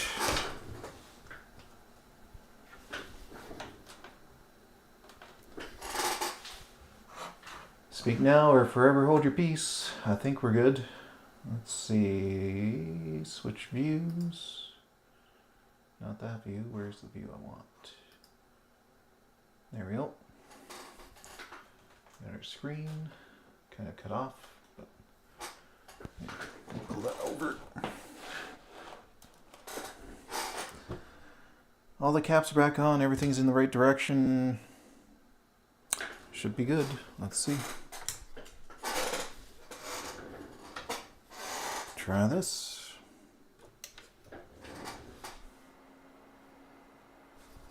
Nope. Monitor was off. Don't know if we got a chime or not. Let's see if we get power up at least.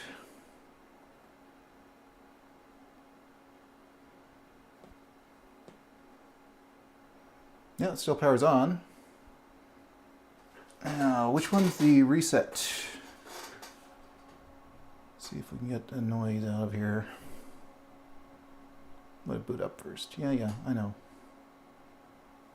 Need to change that image. Yep, sound. Hooray! Sound is back. Now I need a keyboard and mouse so we can actually play with this a little. Turn that off. Oop. Do I have it unlocked? That's interesting. Normally that turns it off. It doesn't just restart it. Here. Do it this way. I am one of those people that does not like to plug in ADB while the machine is running, so I will switch it off.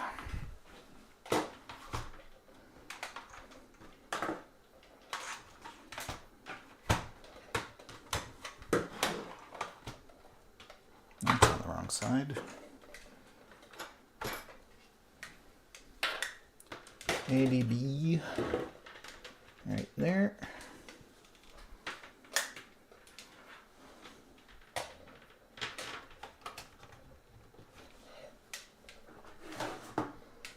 Mouse. That's another thing we got. We got a huge lot of keyboards and mice for the Mac. There's no shortage now. Soft power.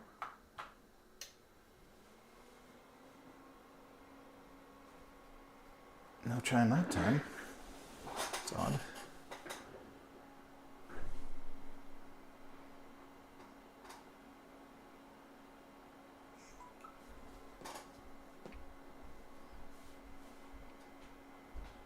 Let's see.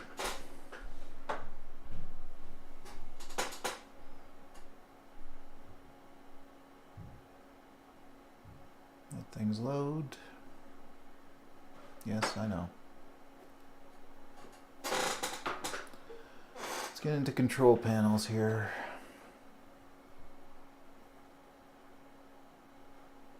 Eventually.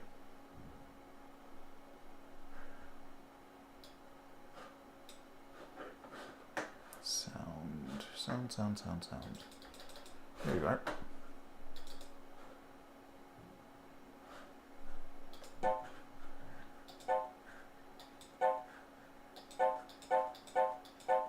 That's interesting. No matter what I pick, I get the standard sound.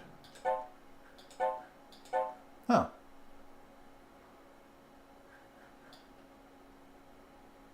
That's weird. Let's see if we can't switch to a different system here.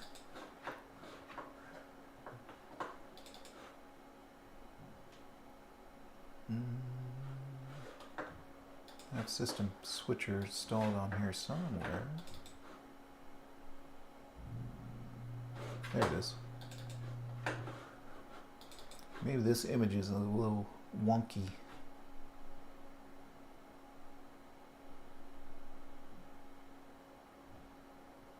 I think we should be able to do 7.5 on a 2CI, I think. Don't recall, to be honest. Let's try it. Restart. That's better.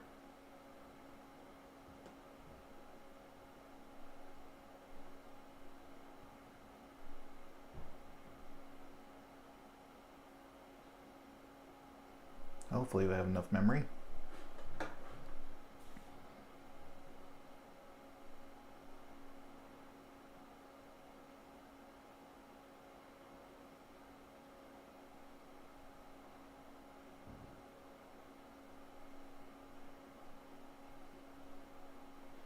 I just want to get my EAP, and then I'll be happy. Rebuilding desktop. Okay, you do that.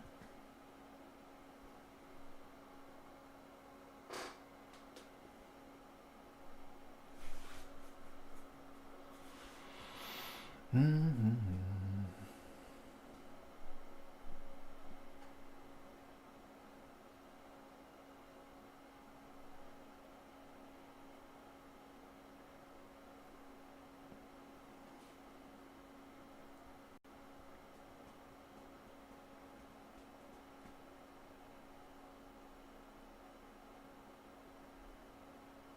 Almost there.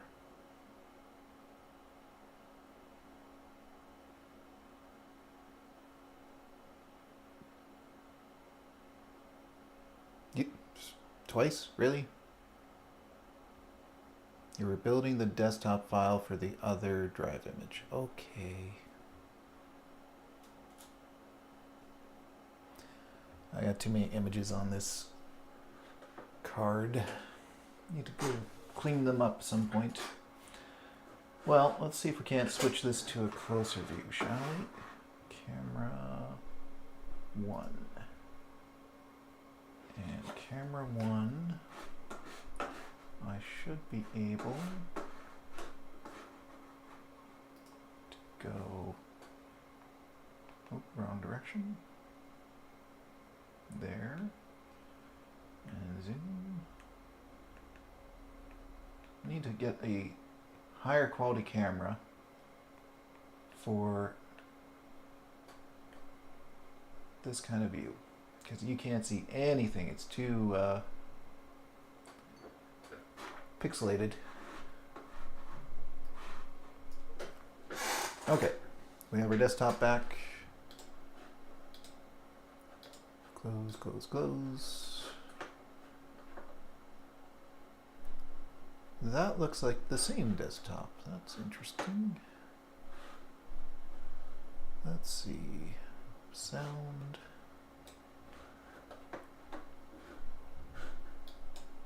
Alert sounds.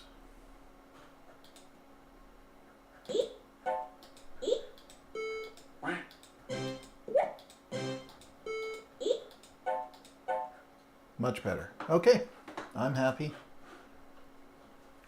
We've got our sound back, and the recap is done for the logic board, apart from the axial. So I'll order those, and oh, I want to try out the tech step next, actually. So let's change our view here and get that hooked up. So that will be this one. And let's grab this guy.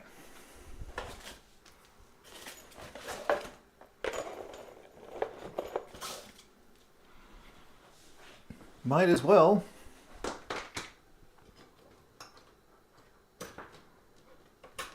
Unhook everything for a moment. Okay. This is cool. I have not got a chance to use this yet, so this will be the first time. All right. What do we got? We got 2 ADBs. Serial 1, Serial 2, and SCSI. Okay.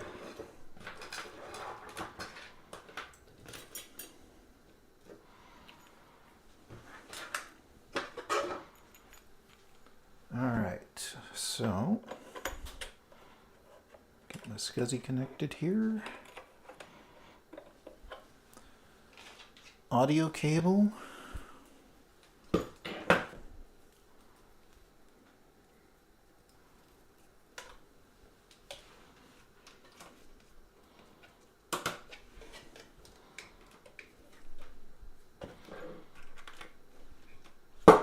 ADB.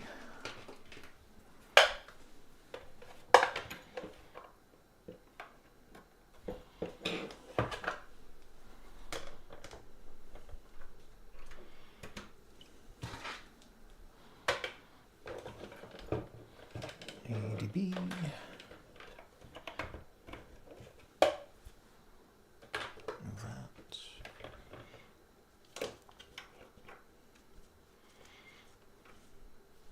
Oops, that's this one. Serial.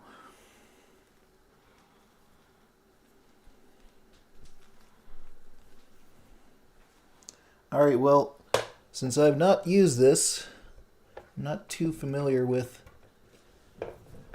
the steps.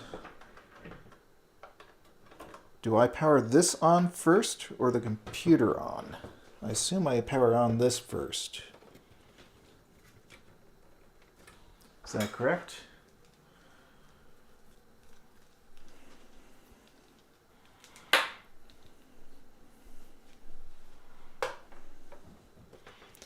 I assume I don't need the video out for this.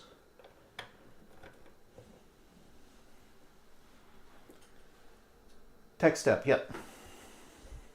I wanted to try it out with the 2CI since we got everything recapped and it seems to be working.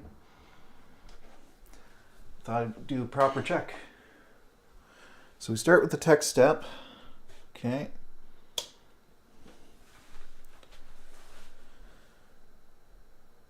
Alright, pack A. Which pack do we need here?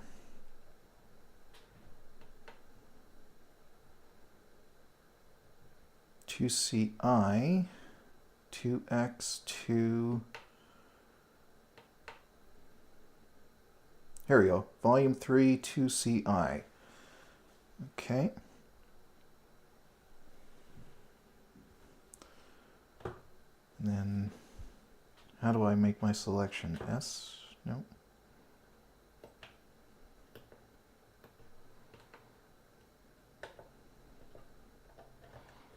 Oh, that one's not pressing.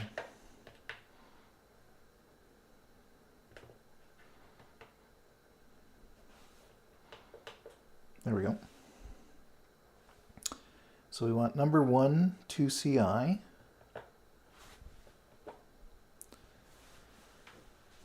Okay.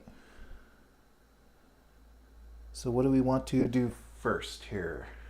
Hold star key for 1 or 2 seconds. Oh, let's see.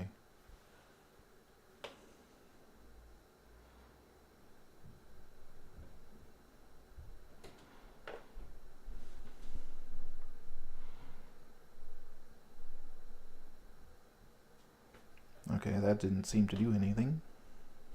I'm probably behind.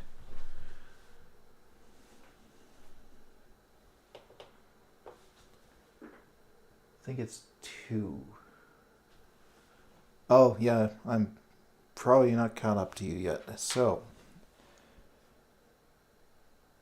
I'm in the display now. It's Mac 2CI, home. 1 for powers, 2 for PWUPV, 3 for TSTMD, 4 for CPU ID, 5 for logic, 6 for cache.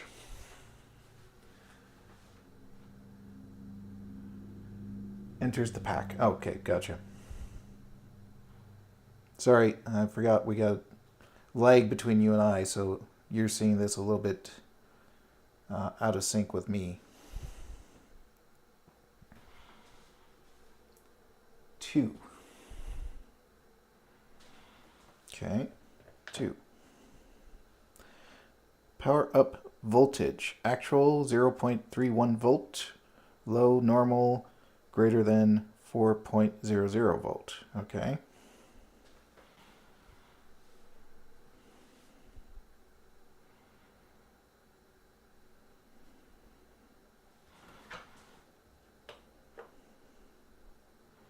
Back.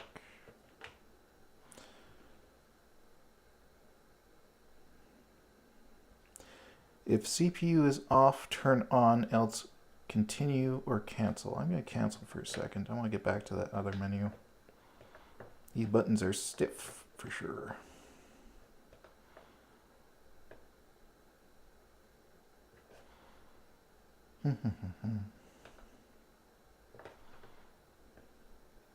Well, it feels like I'm pressing it, but it's not canceling.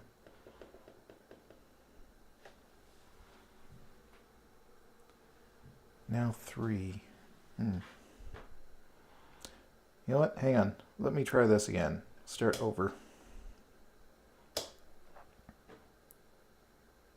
Okay. Select.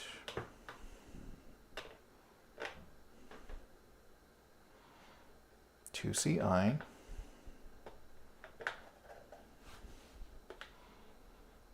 This is where I need to get you on our, come on, number 1. I'm sure pressing 1.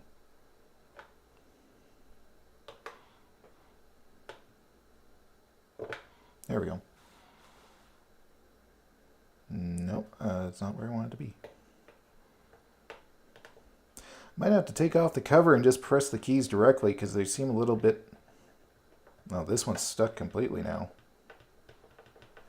That's no good. Yeah. Hang on. One moment. I think my key response is not the best at the moment.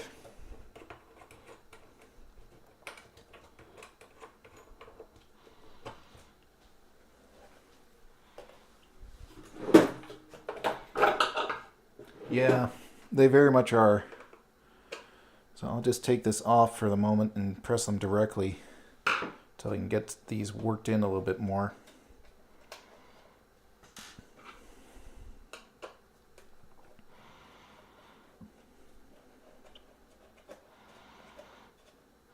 Well, what's the port on the side here for? Because I thought these were the serial up here.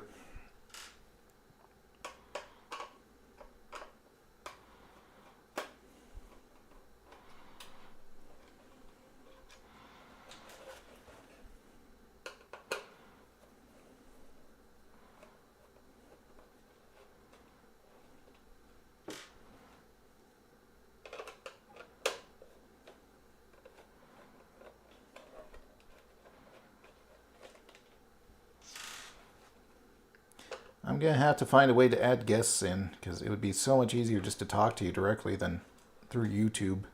Come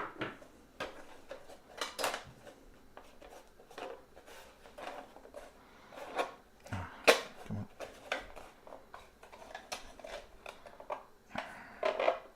There we go.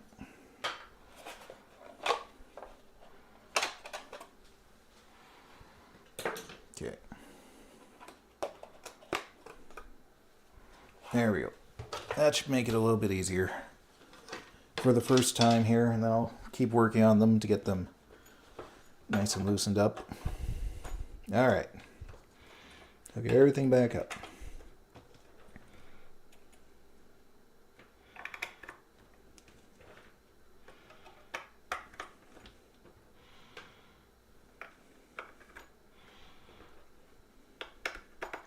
Okay, starting over. So, everything's connected.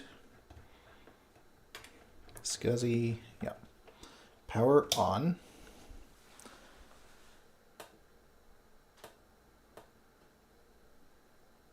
Select.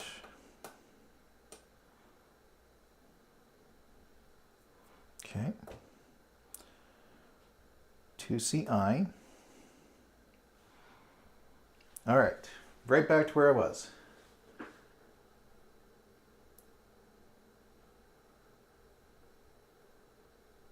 Oh, you get live data. Oh, that's cool. Okay, so at this point, let's see if I can actually show you the screen.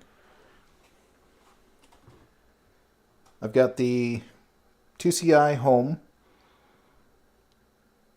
So we got power 1, 2 power up, 3 test MD, 4 CPU, 5 logic, 6 cache.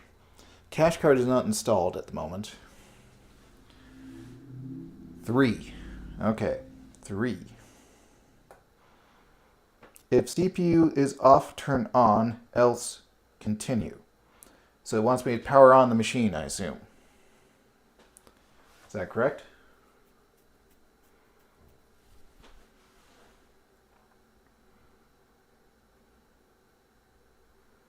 I'll just wait for a response here.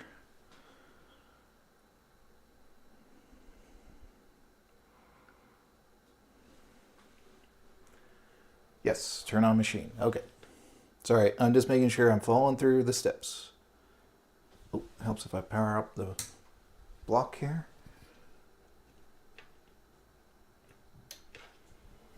Machine is on. SCSI termination missing. Terminate bus. Press 1 to terminate bus, 2 to cancel. I assume I want to terminate bus.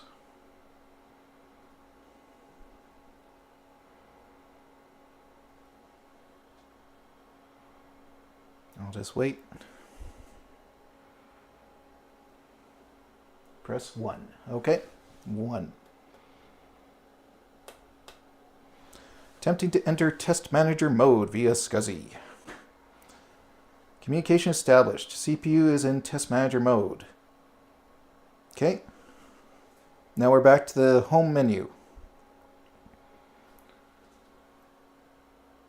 Okay. So what do we want to do first? 1 through 6.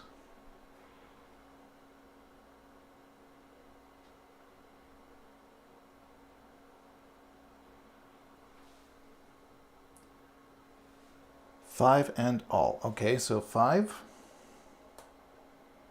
and all 1. All tests. RAM test. Let's get a little flickering icon.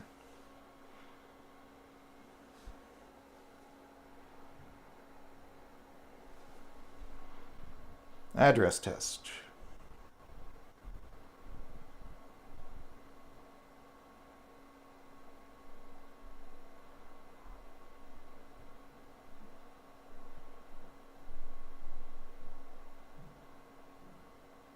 Pass. Data test.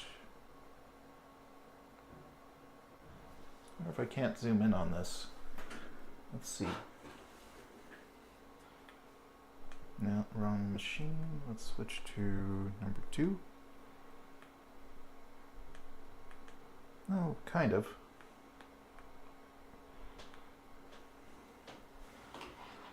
Sim test.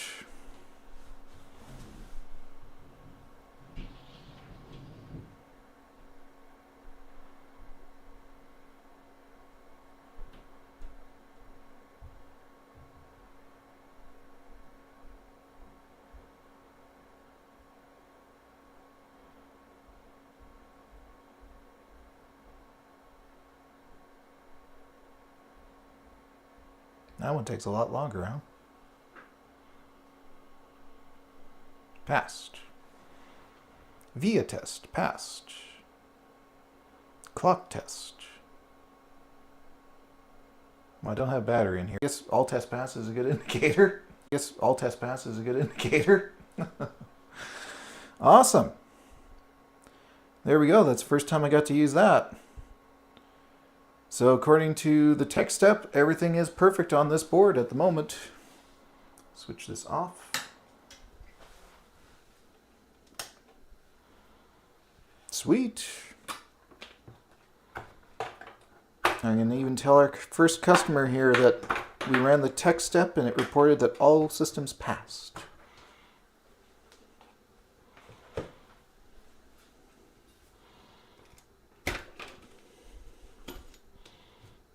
Let's take this power supply out. Nice. All right. So I'll have to do the power supply for this next, because he wanted both recapped while I'm waiting for these axials. Let's get this back in the case.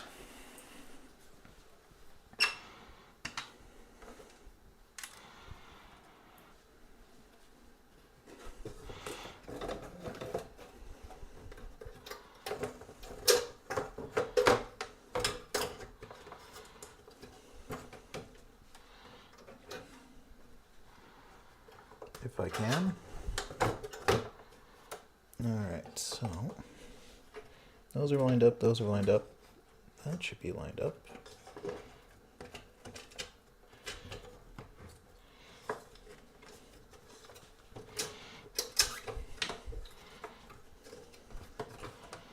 Okay, I'll come back to that. Cool.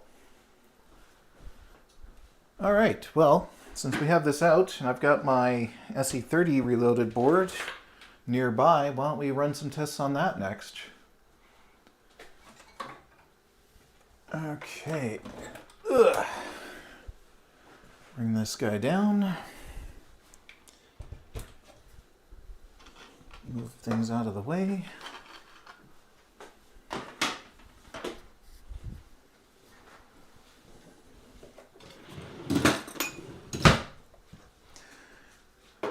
Because this one I'm really curious about.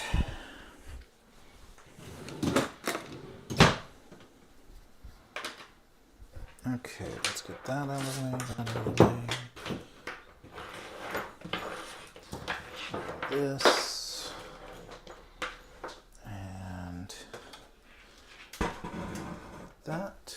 Now, power extension. Where did I have that guy?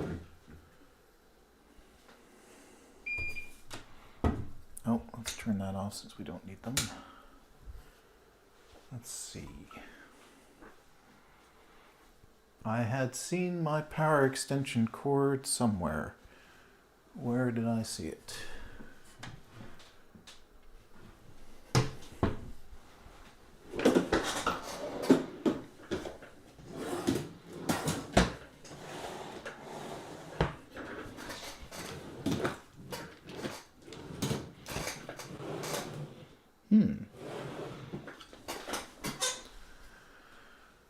Well, I'm not sure.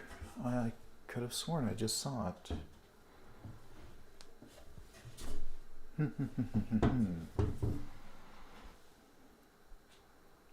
Okay, give me 2 minutes here. I'll do a thorough look around and see if we can't find it. Be right back.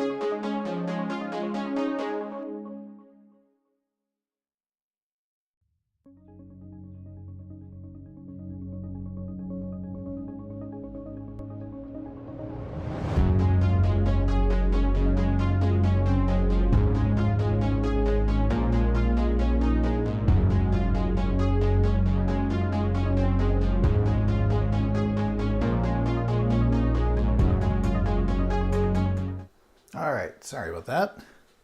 Could not find my extension cord for the life of me, but I have at least managed to find the ROM that I took out, so now we can at least boot it up. So let's get this guy focused up here. Alright, so I'm going to boot this up right now, just to prove that it works.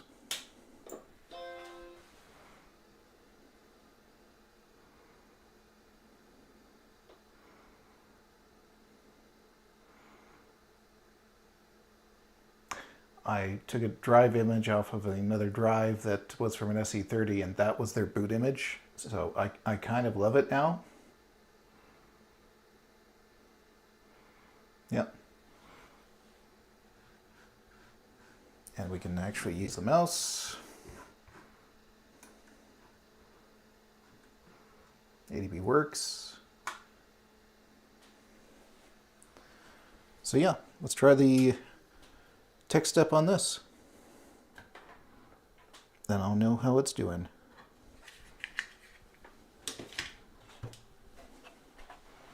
Because it seems like it works, but let's make sure.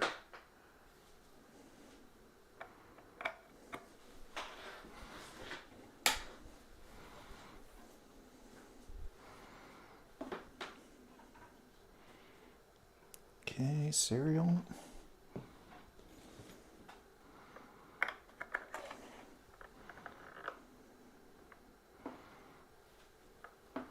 ADB.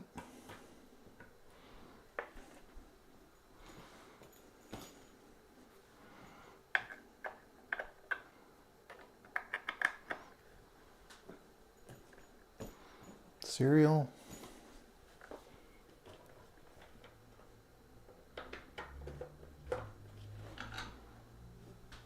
ADB.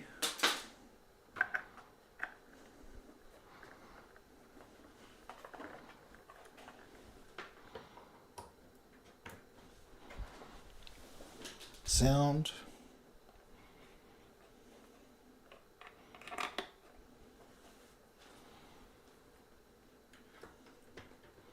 And SCSI. Let's move our helping hands out of the way.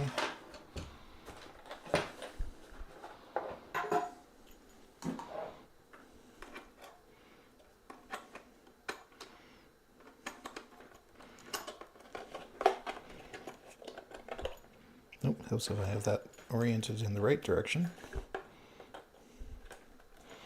Nope.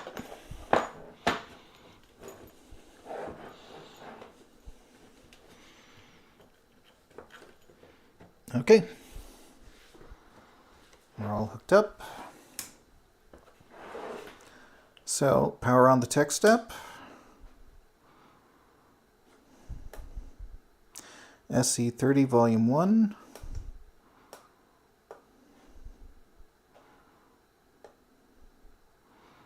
SE30 number 3.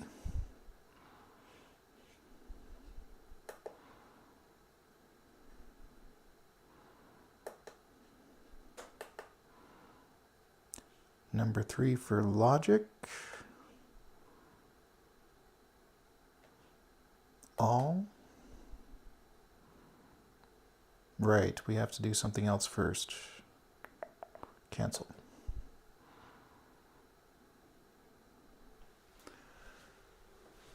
Let's see. Pack A, test MD first. Okay. Test MD first. Number 2, turn on CPU.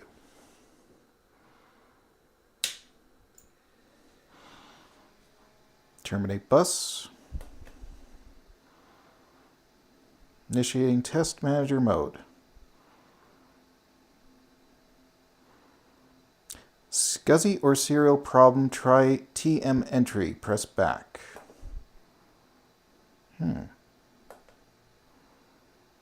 Turn off CPU. Turn on CPU.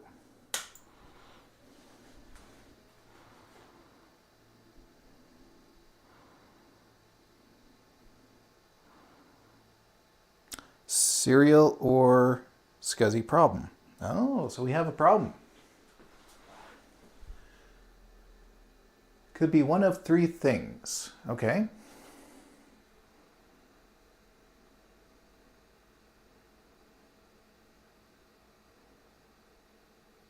Well, let's turn this off. So we have a serial problem.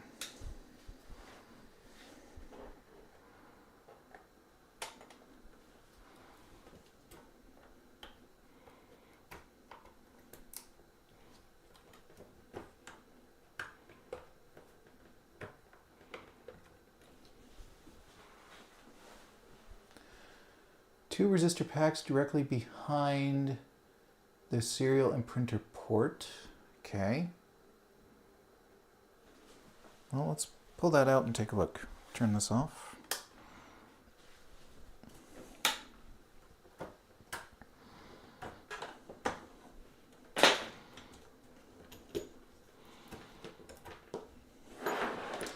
See, this is why I'm glad I have this tech step now, because I would not have known that this was having a problem otherwise, because I hardly ever hook anything up to the serial. To be honest, pretty much never.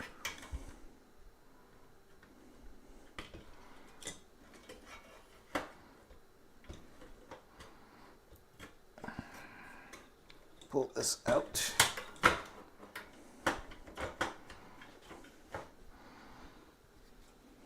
Carefully. There we go. Swing out. Pull the sound. Let's take a look. Move this memory while I've got it here. Oops.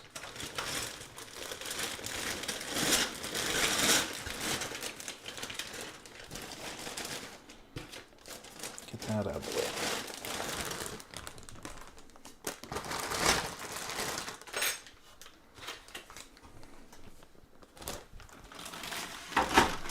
Let's see. Sorry, just gotta clean up a couple things here. All right. Let's take a look.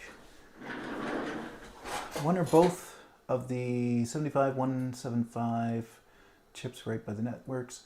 One or both of the chips not soldered or bridged. Okay, well, let's take a look. So let's switch back. Oops. Don't want to lose that. That's for my tick step. Switch back to microscope and bring that over. All right, let's take a look here. So we've got our resistor packs here. I'm going to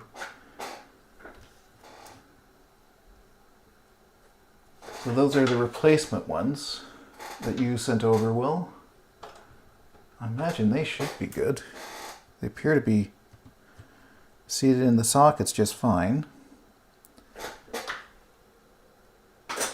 Ohm out the resistor pack pins 110, 11, 12. Not connected, so not need them tested, but all the other ohm across each other, so pin 2 with pin 19, pin 3 with 18, etc.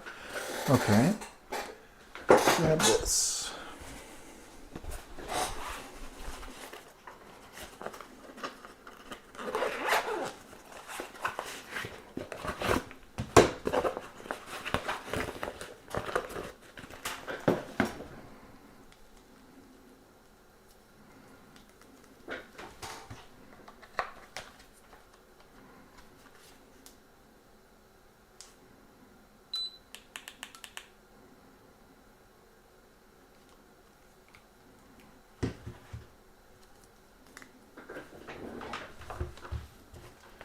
Okay, so should get 4850 ohms. Okay.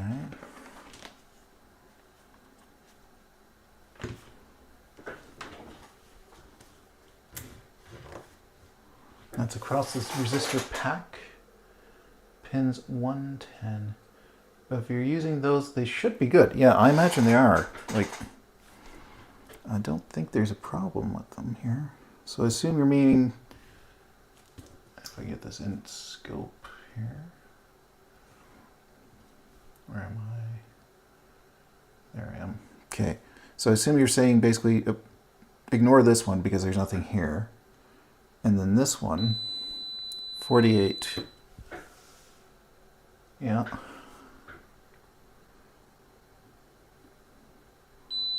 48.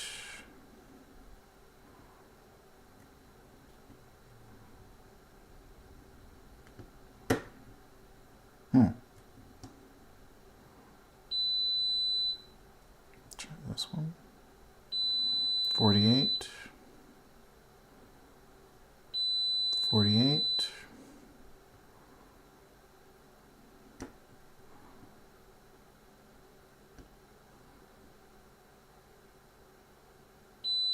48.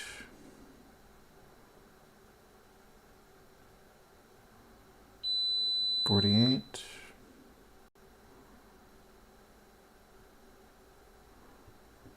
Come on. 48. 48.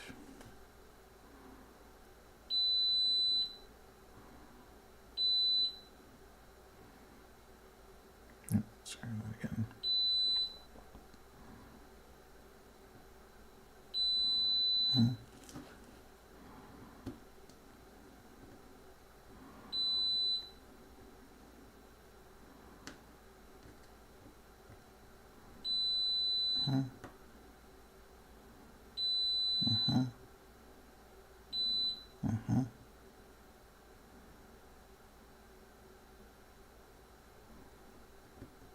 Come on. Oops. Yep, those are all fine.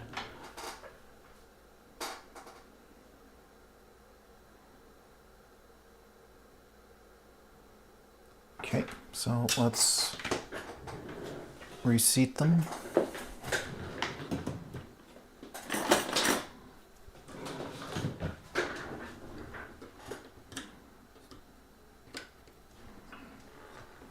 Out of the way so we can actually see. Oh, they're definitely in there.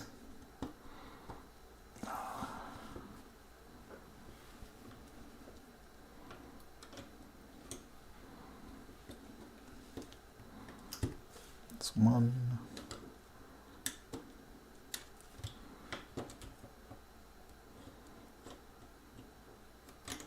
That's two. Okay. Receipt.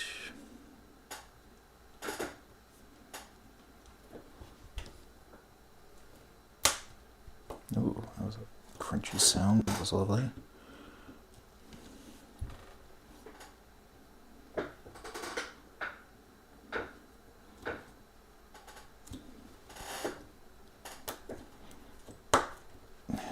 Those are in.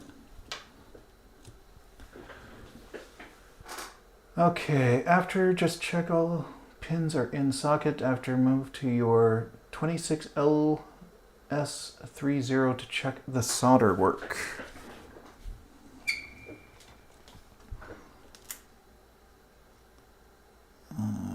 Let's see, the solder work on whereabouts is that guy? UE12 is the main one.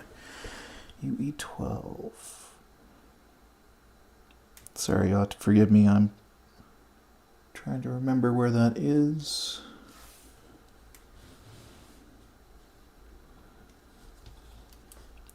UE12. It's been a while since I've looked at these. There it is. Okay. Found UE12. Alright. Well,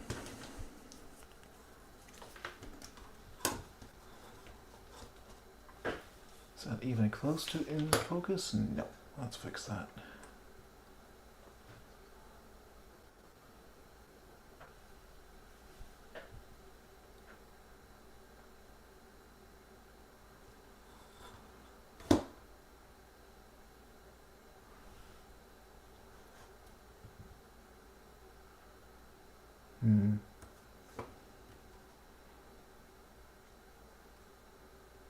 Nothing stands out as bridged. Didn't on the FPU either. So let's just do a quick continuity check here. So there's pin 1. It's just me. Nothing there. Nothing there. Nothing there. Nothing there. Nothing there. Something here. Are those supposed to be bridged or no is the question, so I'll have to go check the other board.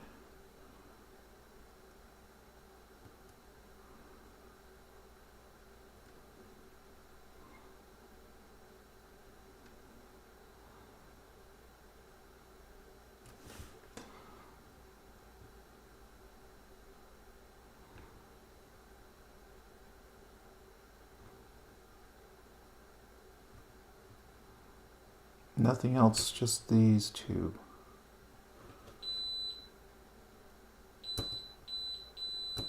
Okay. Can you look at the edge like I do over the edge of the table? That small square PLCC 20 chip. Well, I can try. I gotta reposition this thing still so I can do it a little bit more easily.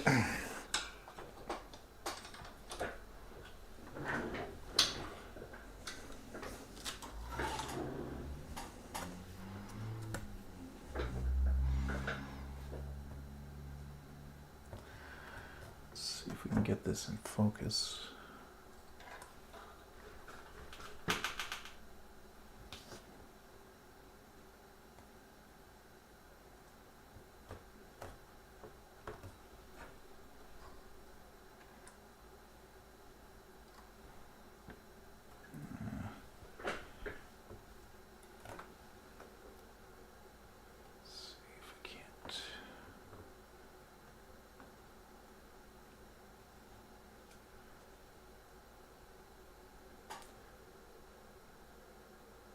Okay, so those are the only ones that seem to be connected, are 7 and 8 then. Nothing else toned out. Oh. It's hard to see. I wonder if I can do anything to adjust that. Right. There we go.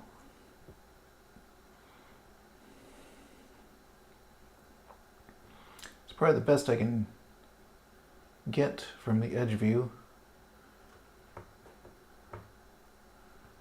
It's about here. And nothing stands out as being connected other than the ones that are supposed to be. So that seems correct. What was the other one you mentioned?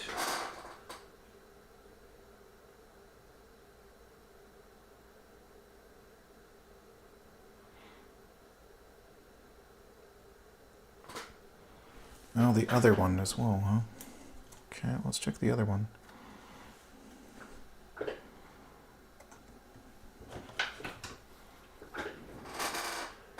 Anything look like it's not soldered? Well, let's take a look here.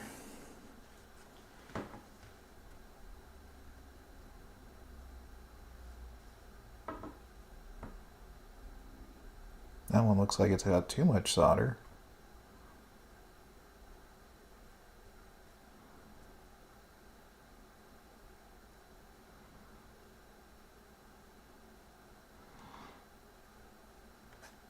Should I check this other one as well, the UD12? I assume it's the same chip. Let's see.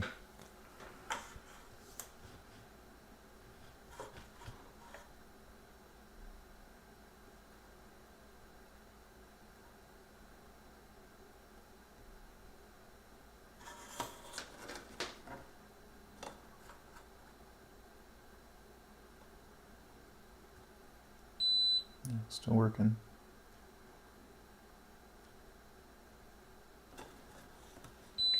That's just me.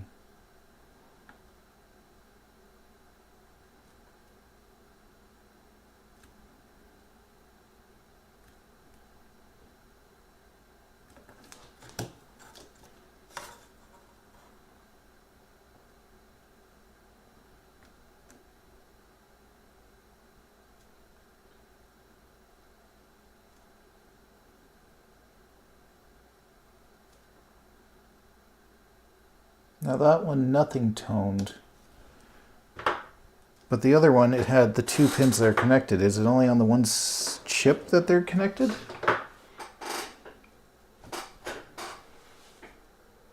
Okay, good. Nothing should be connected on those.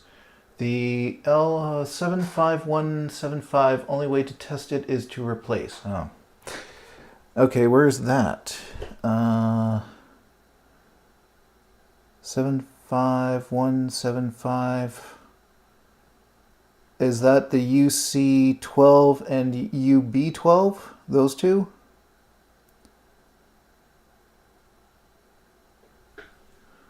Yes. Okay.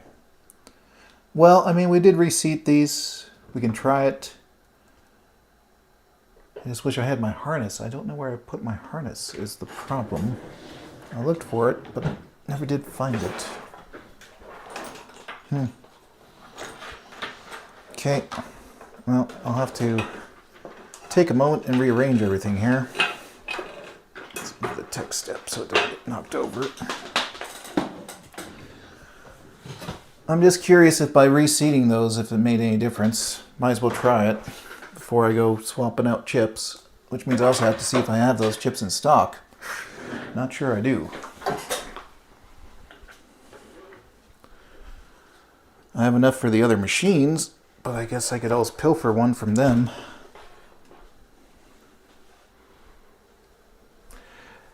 Yeah, they look pretty good. I don't see anything... Nothing stands out as being wrong with them. No. Let's see what happens with just reseating here.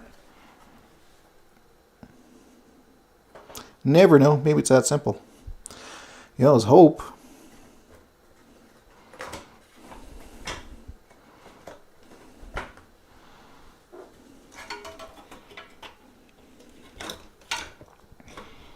Oh, brother.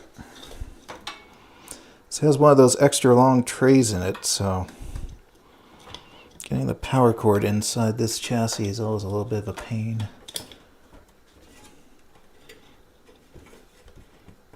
There we go.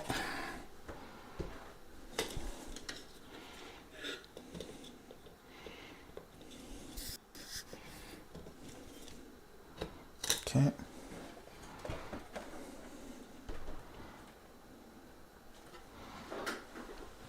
This out of the way.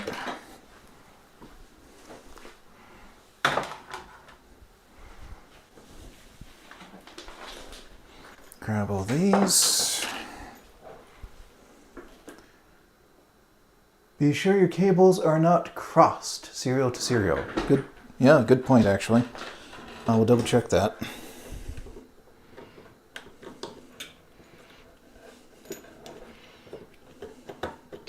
Serials, I'm going to go through our lot and see if we have some shorter ones. These are fairly long. I would like to find shorter ones if we can. Okay, so this guy...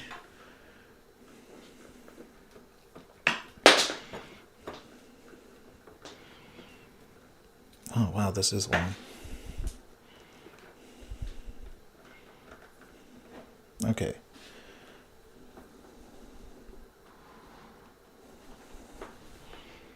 That goes here.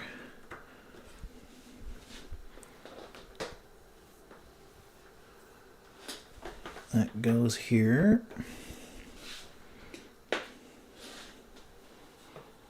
That goes there. That goes there. Sound. And power. Okay. Am I forgetting anything? No, no, no, no. Okay. Power this up.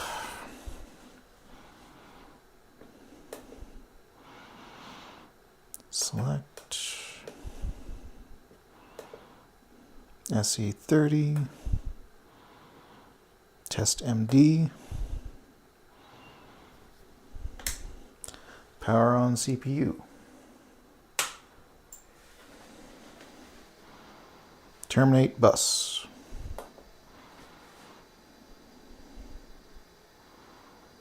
Nope. Serial problem.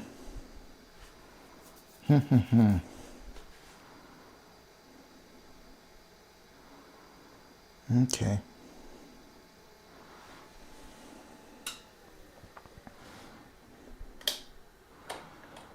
Everything should be connected properly. Well, I will have to go through my parts and see what I have in terms of chips, I guess. Serial on the tech step is on the left edge and printer next to inside. Serial logic is next to audio jack. Printer is next to... Okay, let me just verify that I've got that correct then. So on the tech step on the left edge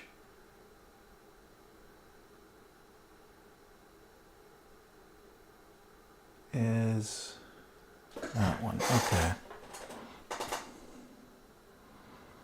So that is, the left edge is this one. And then this guy, why don't I just reverse it and see? Because shouldn't, if it's having a termination problem and not this way, then we'll know. Okay. Let's just double check. So this guy is the one near the audio jack, the leftmost port. Is that correct?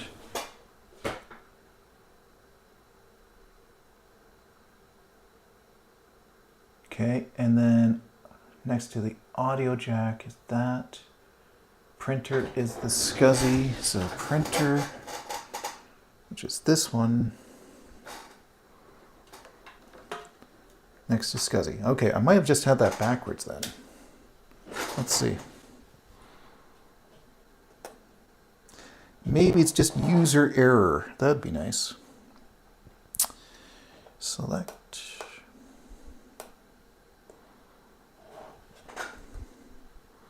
SE30.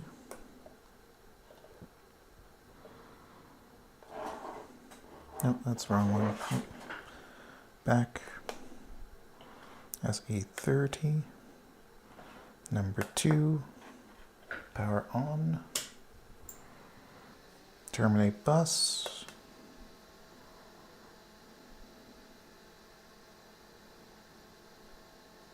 Communication established. User error. That's nice.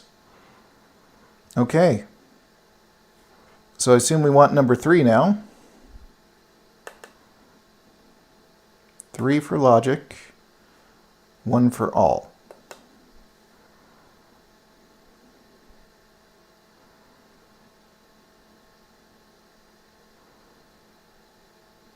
I will have to remember that because I'm sure to get that wrong again.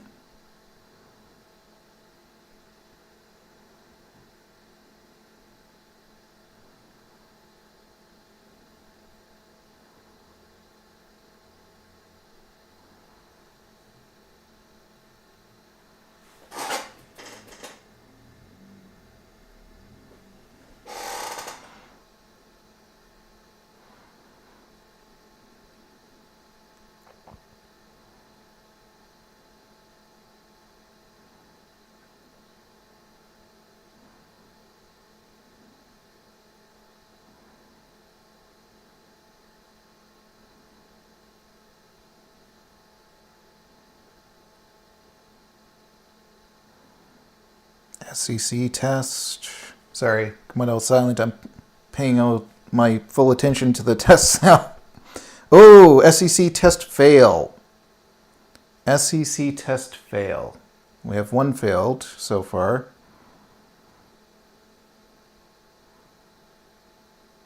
Does it keep going or does it stop on that failure? I imagine it stops on that failure.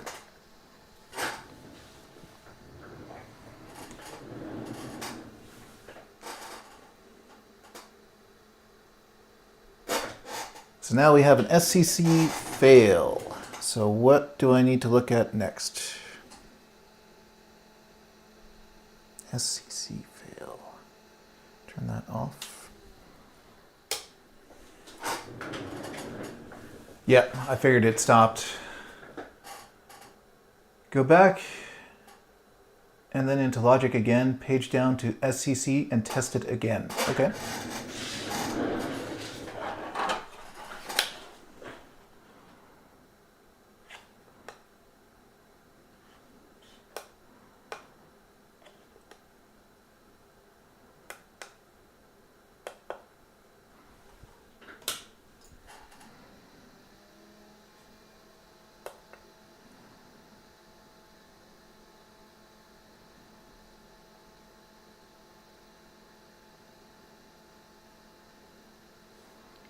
More.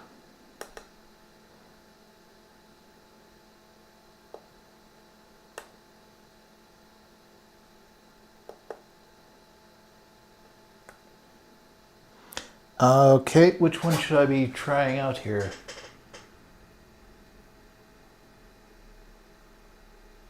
Go back and then into the logic again, back, page down to SCC and test it again. Why am I not seeing it?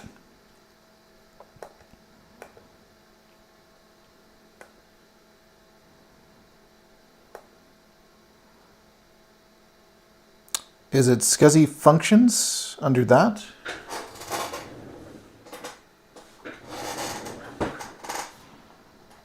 Let's see.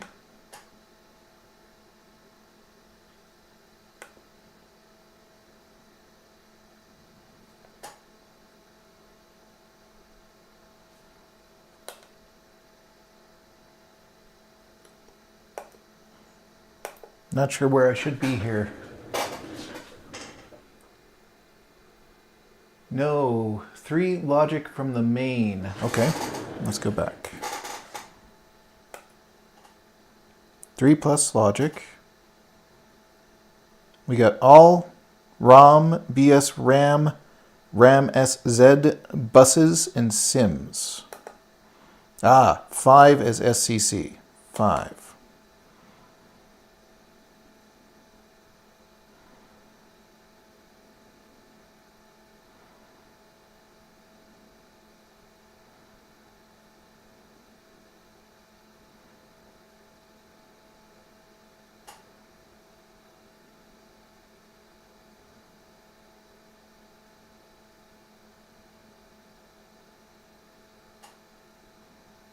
Okay, it's failed. Modem, HSKO. Interesting. What about 6? SCSI's fine. Some modem, HSKO.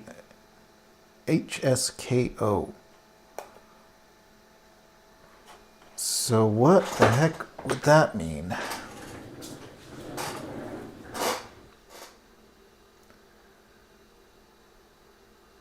It will not give you more info as what failed.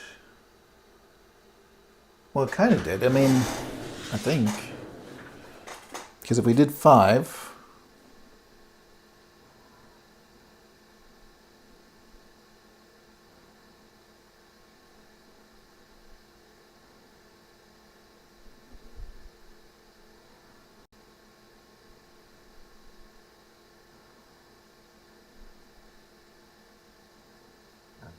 Sorry, I'm just waiting to see what message it comes up with again.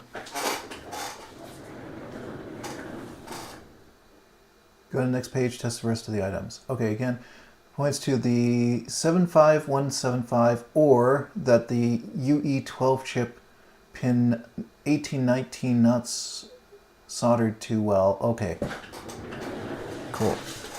Let's check the rest, like you say. Okay, so we've got SCSI passed. I could do them all individually, I guess. Swim passed. ADB.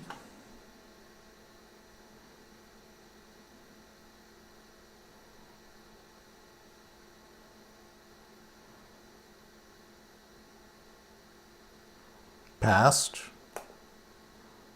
FPU. Passed. sound.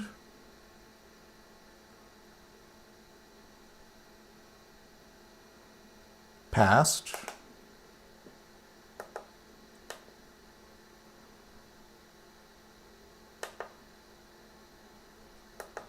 I think that's all of them, isn't it? Because everything else I went up to step 5, and we test SCSI. SCSI said, I'll do it again, passed. And then we did swim, ADB, FPU, and sound. So I think it's just the one test that's failing. You also check the big SEC chip 8530 or UG12. Make sure there is nothing there or bridged or soldered. Okay, let's do that.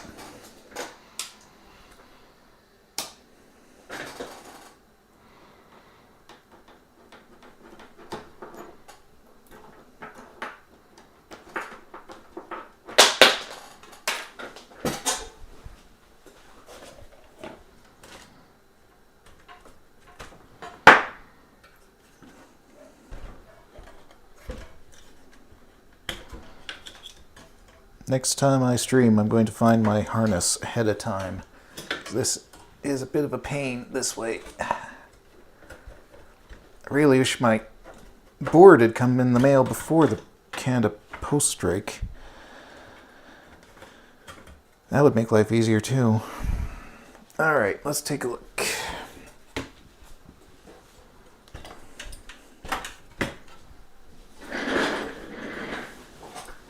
Alright.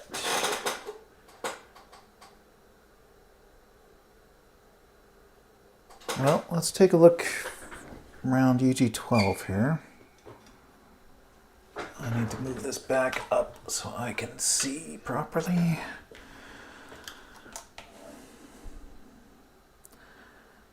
UG12. Dust.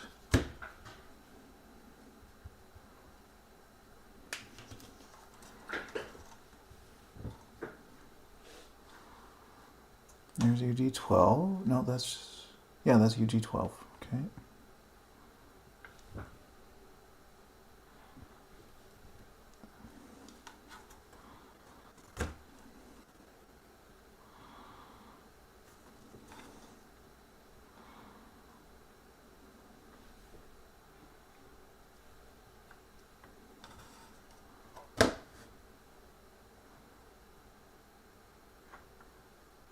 Nothing looks bad on UG12 that I see.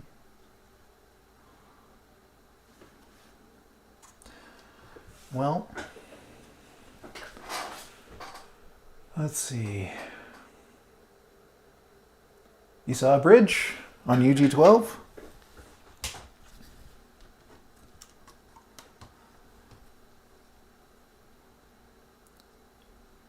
Is it towards the speaker? I'm not seeing it. Or is it towards the fuse?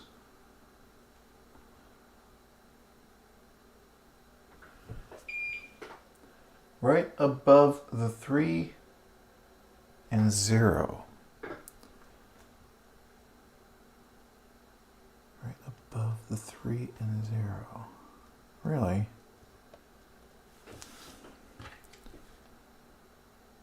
You're referring to this 3 and 0? Doesn't look like a bridge. Or are you talking about over here? Ah, you're right. Over here. I see it now. Let's fix that.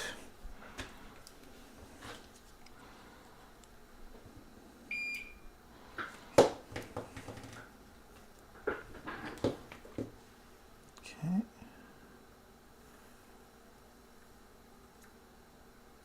Let's see if we can't.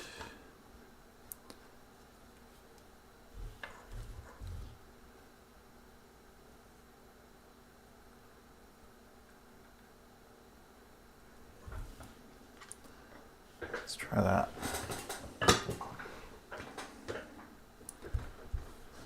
How's that look? Can we...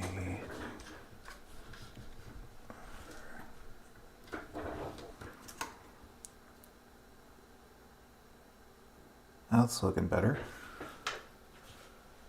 the right angle for the camera.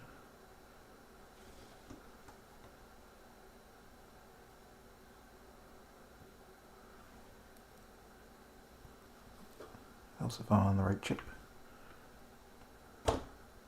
There. There we go. That looks better.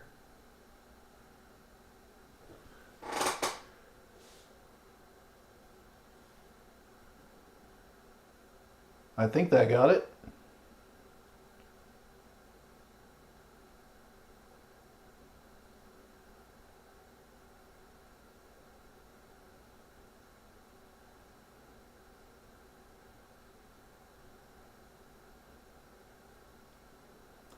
Well, shall we try it again?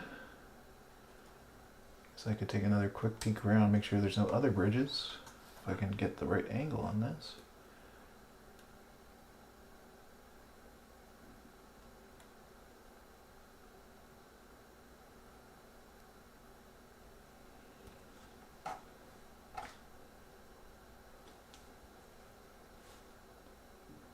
Okay.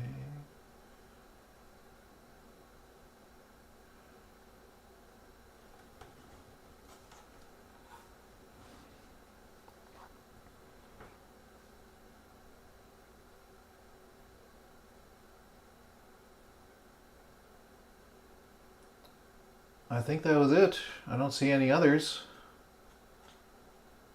I got a little bit I could fix right there. So I'll have to put it in focus so I can see now. Yeah, that's just a little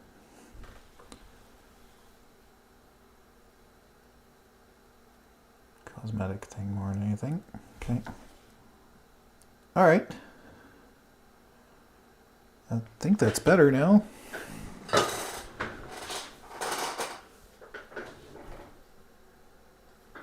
Were you able to see, Will? I think I showed it a few times now. I think. Right there. So you saw it right on that pin. And now it's gone. Yes, I will do that. I'm glad you pointed it out. I thought I had them right, but apparently not.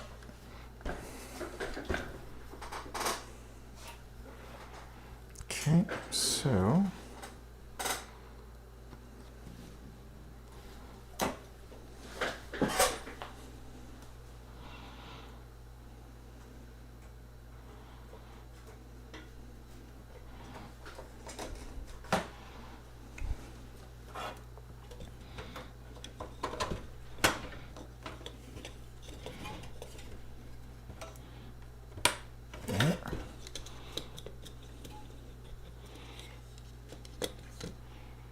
there.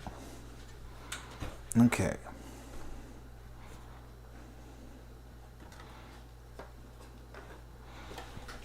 SCSI. Printer.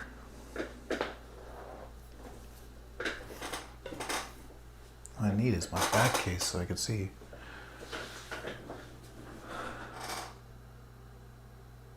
Well, it's good to have a will when we have two of them. Yeah, that's fair. See if I can't fix this camera. Oh, I just noticed it's way off.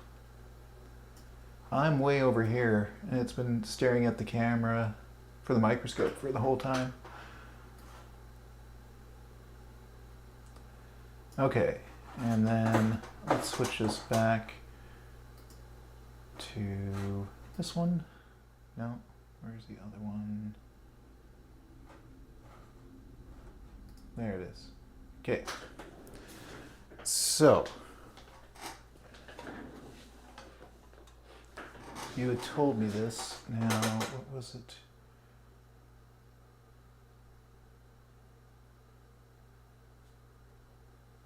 Serial on the logic is next to the audio jack. Printer is next to SCSI. Okay. Printer SCSI.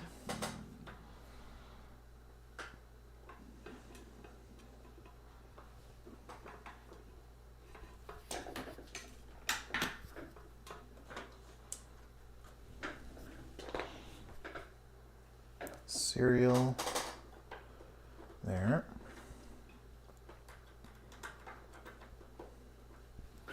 ADB. ADB.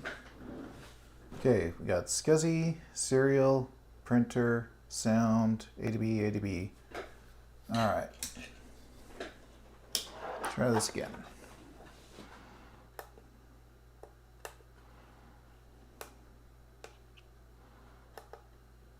SE30, test MD, power on CPU, terminate bus,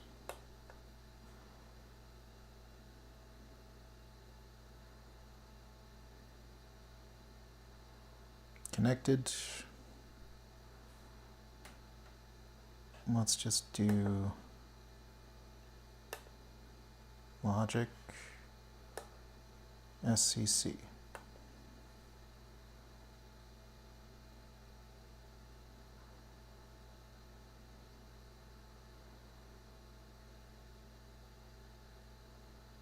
Testing.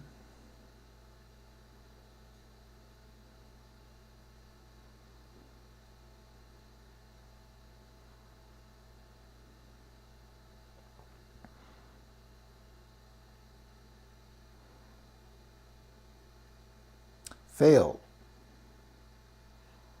Still fail. Well, that's no good. We found that bridge. We cleared the bridge. Yet we're still fail on that one. Okay. Something else is going on. Take another look. Maybe there's another bridge I didn't see.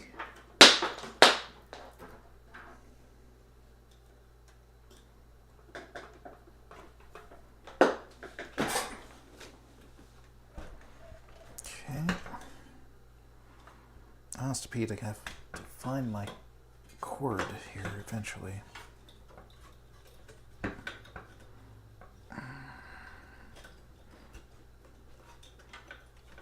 on. There we go. Have that back out. All right. It's either the 26LS30 or the 75175. Reflow the entire EU12 chip. Okay. Let's do that.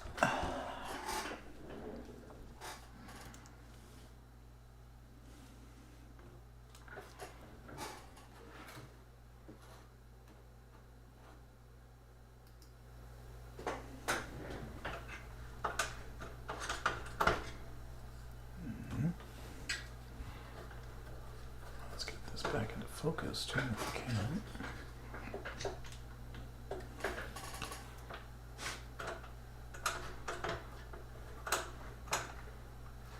Being a complete pain, huh?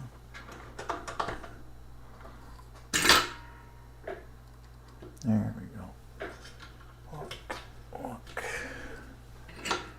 Oh, that's come undone. That's why it's having a problem.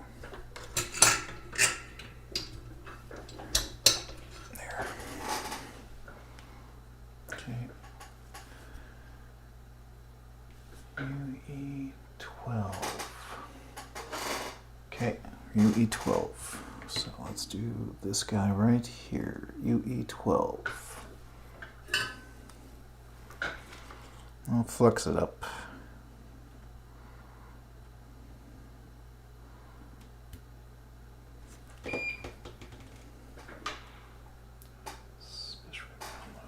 Okay.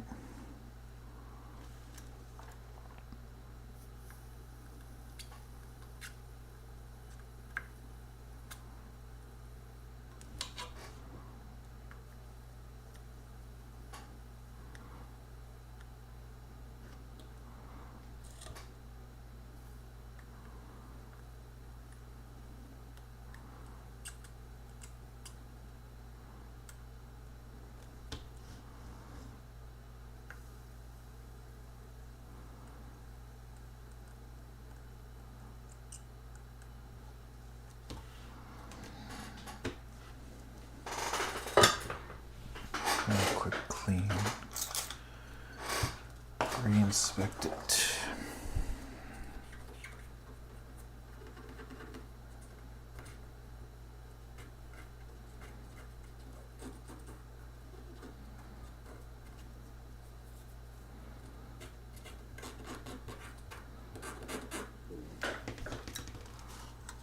I want to move that back up.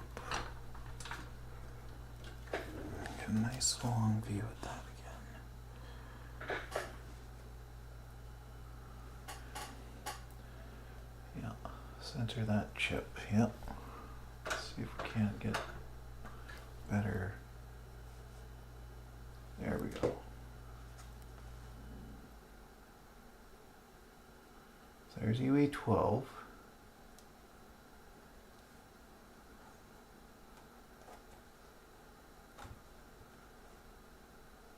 If we can't.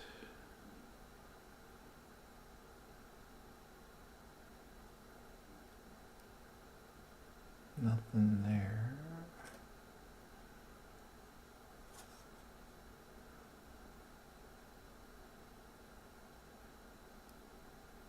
Looks like those are all connected.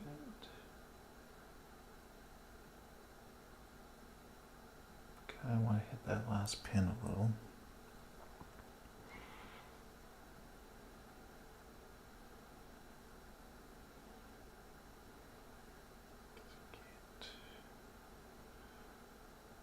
There it is.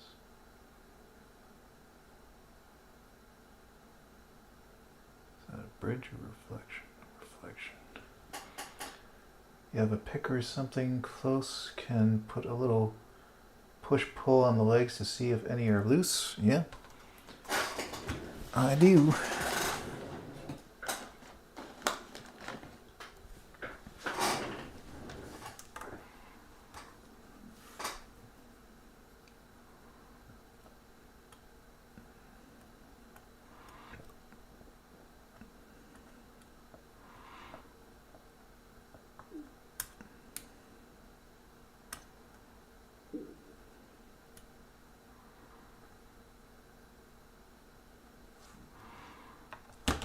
Boy, trying to keep it in focus for everyone, including myself, is a bit difficult. Nothing. Lots of flux.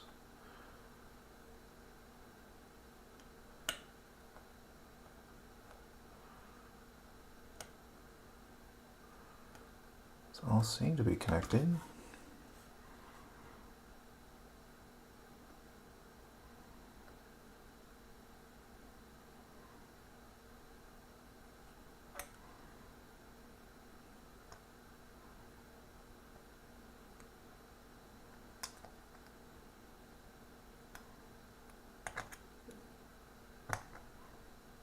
No, they all seem fine.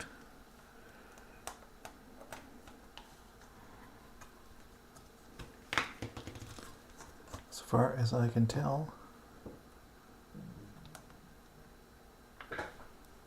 Boy, what's in focus for me is completely out of focus for the camera. Let's see if I can't change that a little.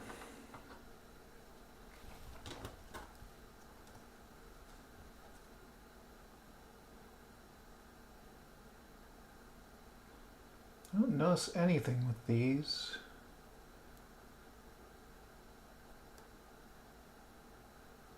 On the camera.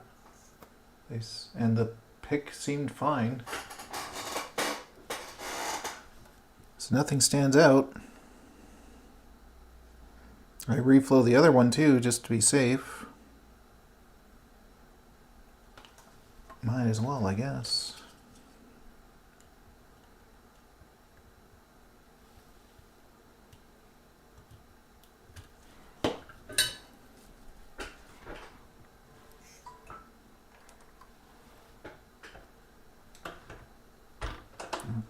To focus for me now, are you?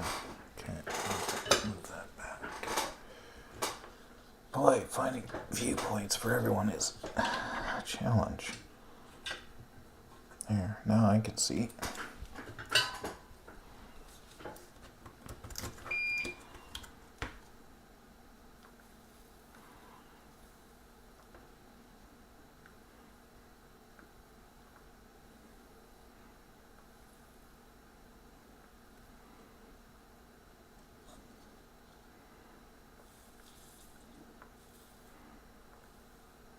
check these for bridges afterwards.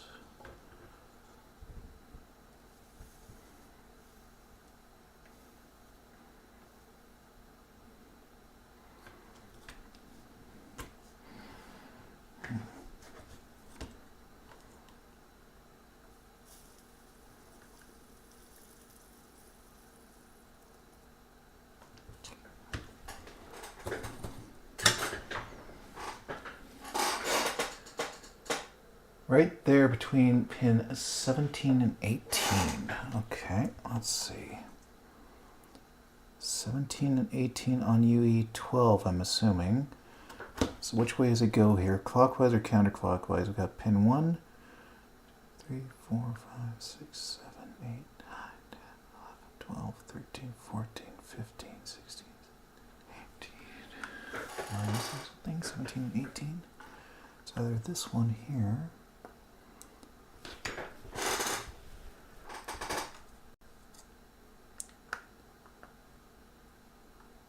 Or I'm counting in the wrong direction, which is also possible. I don't see any bridge here. I see flux. Or it's...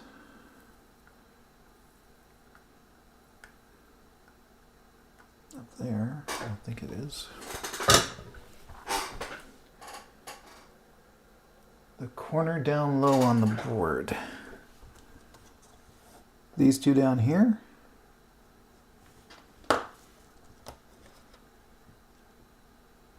I see flux. I don't see a bridge on those. Let me give a quick clean.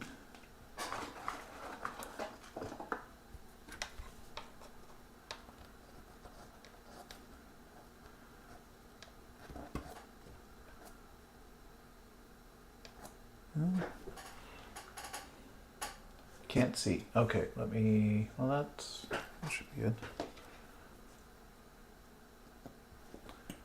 Oh, that's why you can't see, because it's out of focus. Boy. Let's see if I can't... there we go.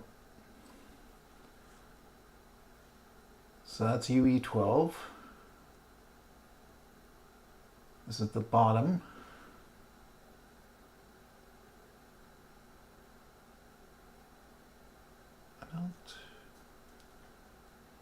If I change the angle on that, I don't see a bridge on those.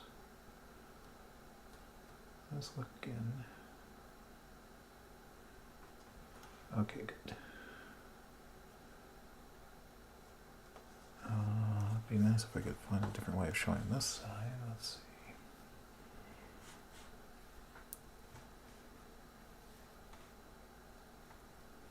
Can I get that one? This side. I don't see anything. Go to the 75175. Let me see them. Okay. I just want to check this guy real quick because I did also refloat it. So I want to make sure I didn't add a bridge by accident.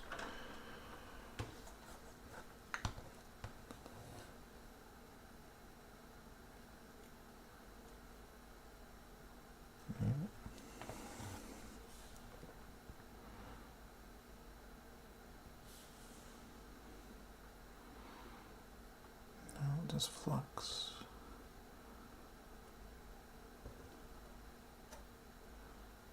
Okay. Alright, let's get these guys back in focus if I can.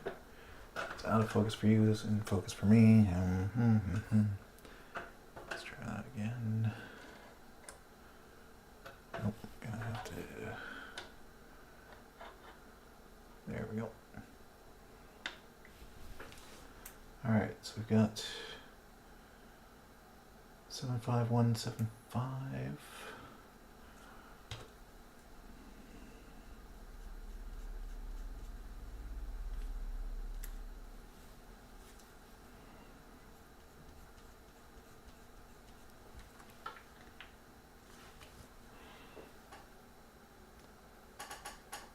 Let's see. Nothing stands out to me about those.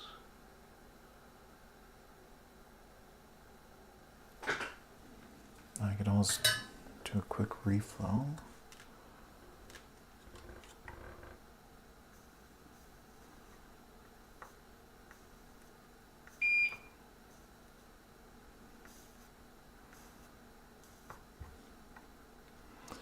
They look brand new. Don't see any corrosion or anything.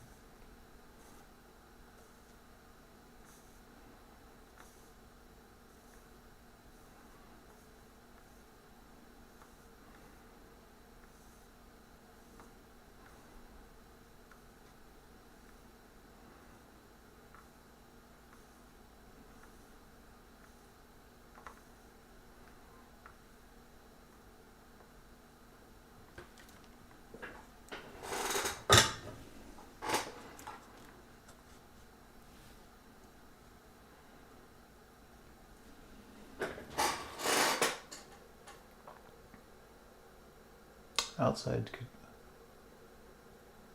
look new in the inner workings that have failed. True. That is very true.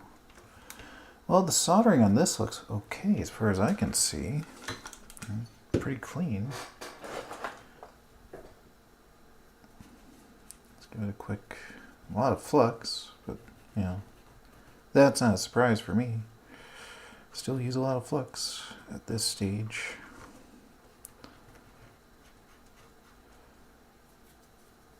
Clean up some of it.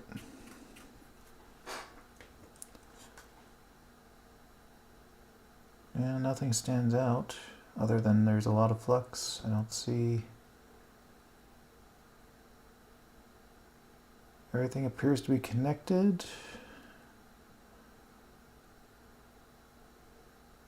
Yeah, that one leg I could hit again, I guess.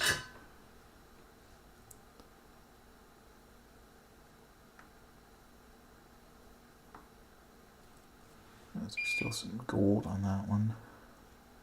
But otherwise, they all look fine.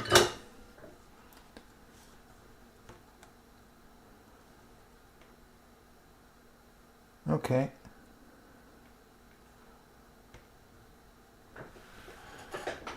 Okay, try again, see if this, after I need to... Okay, give it one more try. I need to go get some food anyway. It's past lunchtime here.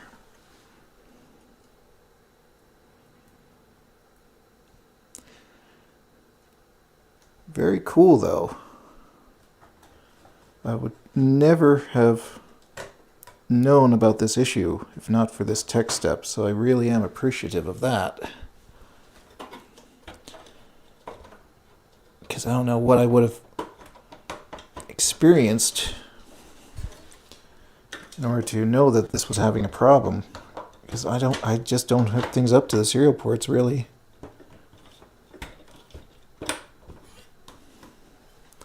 Okay. There. That's connected. Screen back on.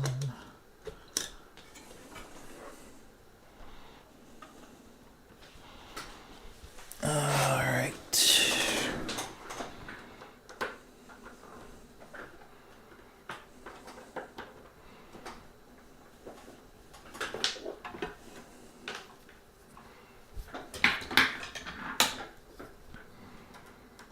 Reconnect everything.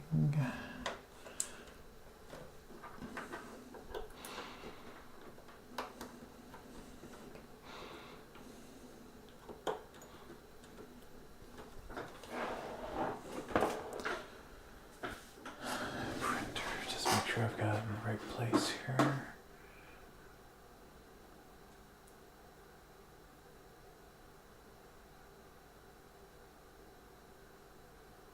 Serial on the audio. Printer is next to SCSI. Printer is next to SCSI. Yep, that's correct. Okay, let's switch our views. And let's try this again.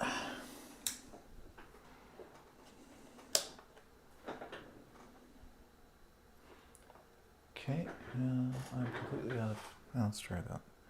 All right. SE30.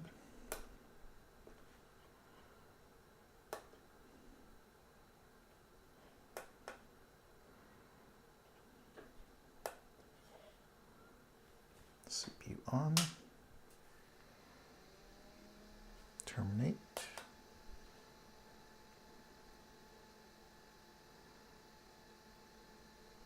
Communication established. 3. Number 5. SCC. Testing.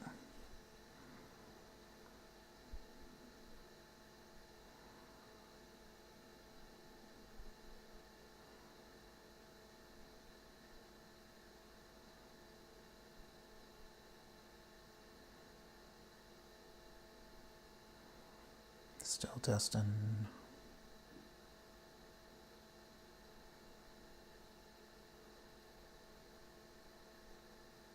Fail.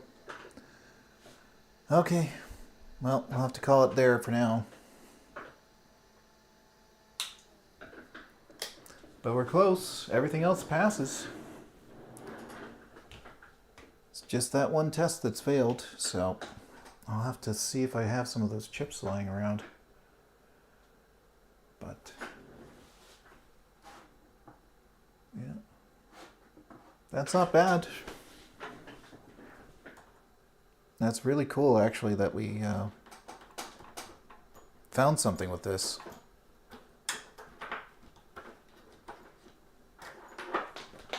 It'd be nice if it didn't find anything. I mean, that would be better, but it's cool to find something that I otherwise would not have found. I would have just said it was good to go. Because all my testings seemed to show it was fine. So, take this back out.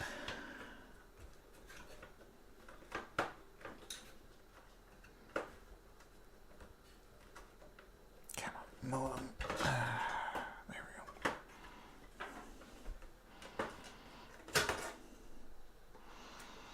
I'll have another peek around here. But yeah, I'll see if I can dig up some of those chips. 75175 first, and if you still have an issue, then UE12. Okay, I will try that. I'd have to pilfer another UE12 from one of my other boards, but we'll start with the easy stuff and work our way from there. Thanks for your help, Will. Very much appreciated. And yeah, I'm gonna probably switch views here. Wow, that's really close. Let's zoom that back out. There we go. All right. I'm going to call it quits here for the day. Great progress. I mean, the cool thing is we've got this, at least in a fairly working state, apart from the SEC error. I've got some great hints from Will on what to check next, which is awesome. And we got the 2CI all done up for the logic board, apart from a few axial capacitors I have to order in. So yeah, lots done. All right, folks, thanks for anyone that joined today. It's been appreciated. See you in the next one. Later.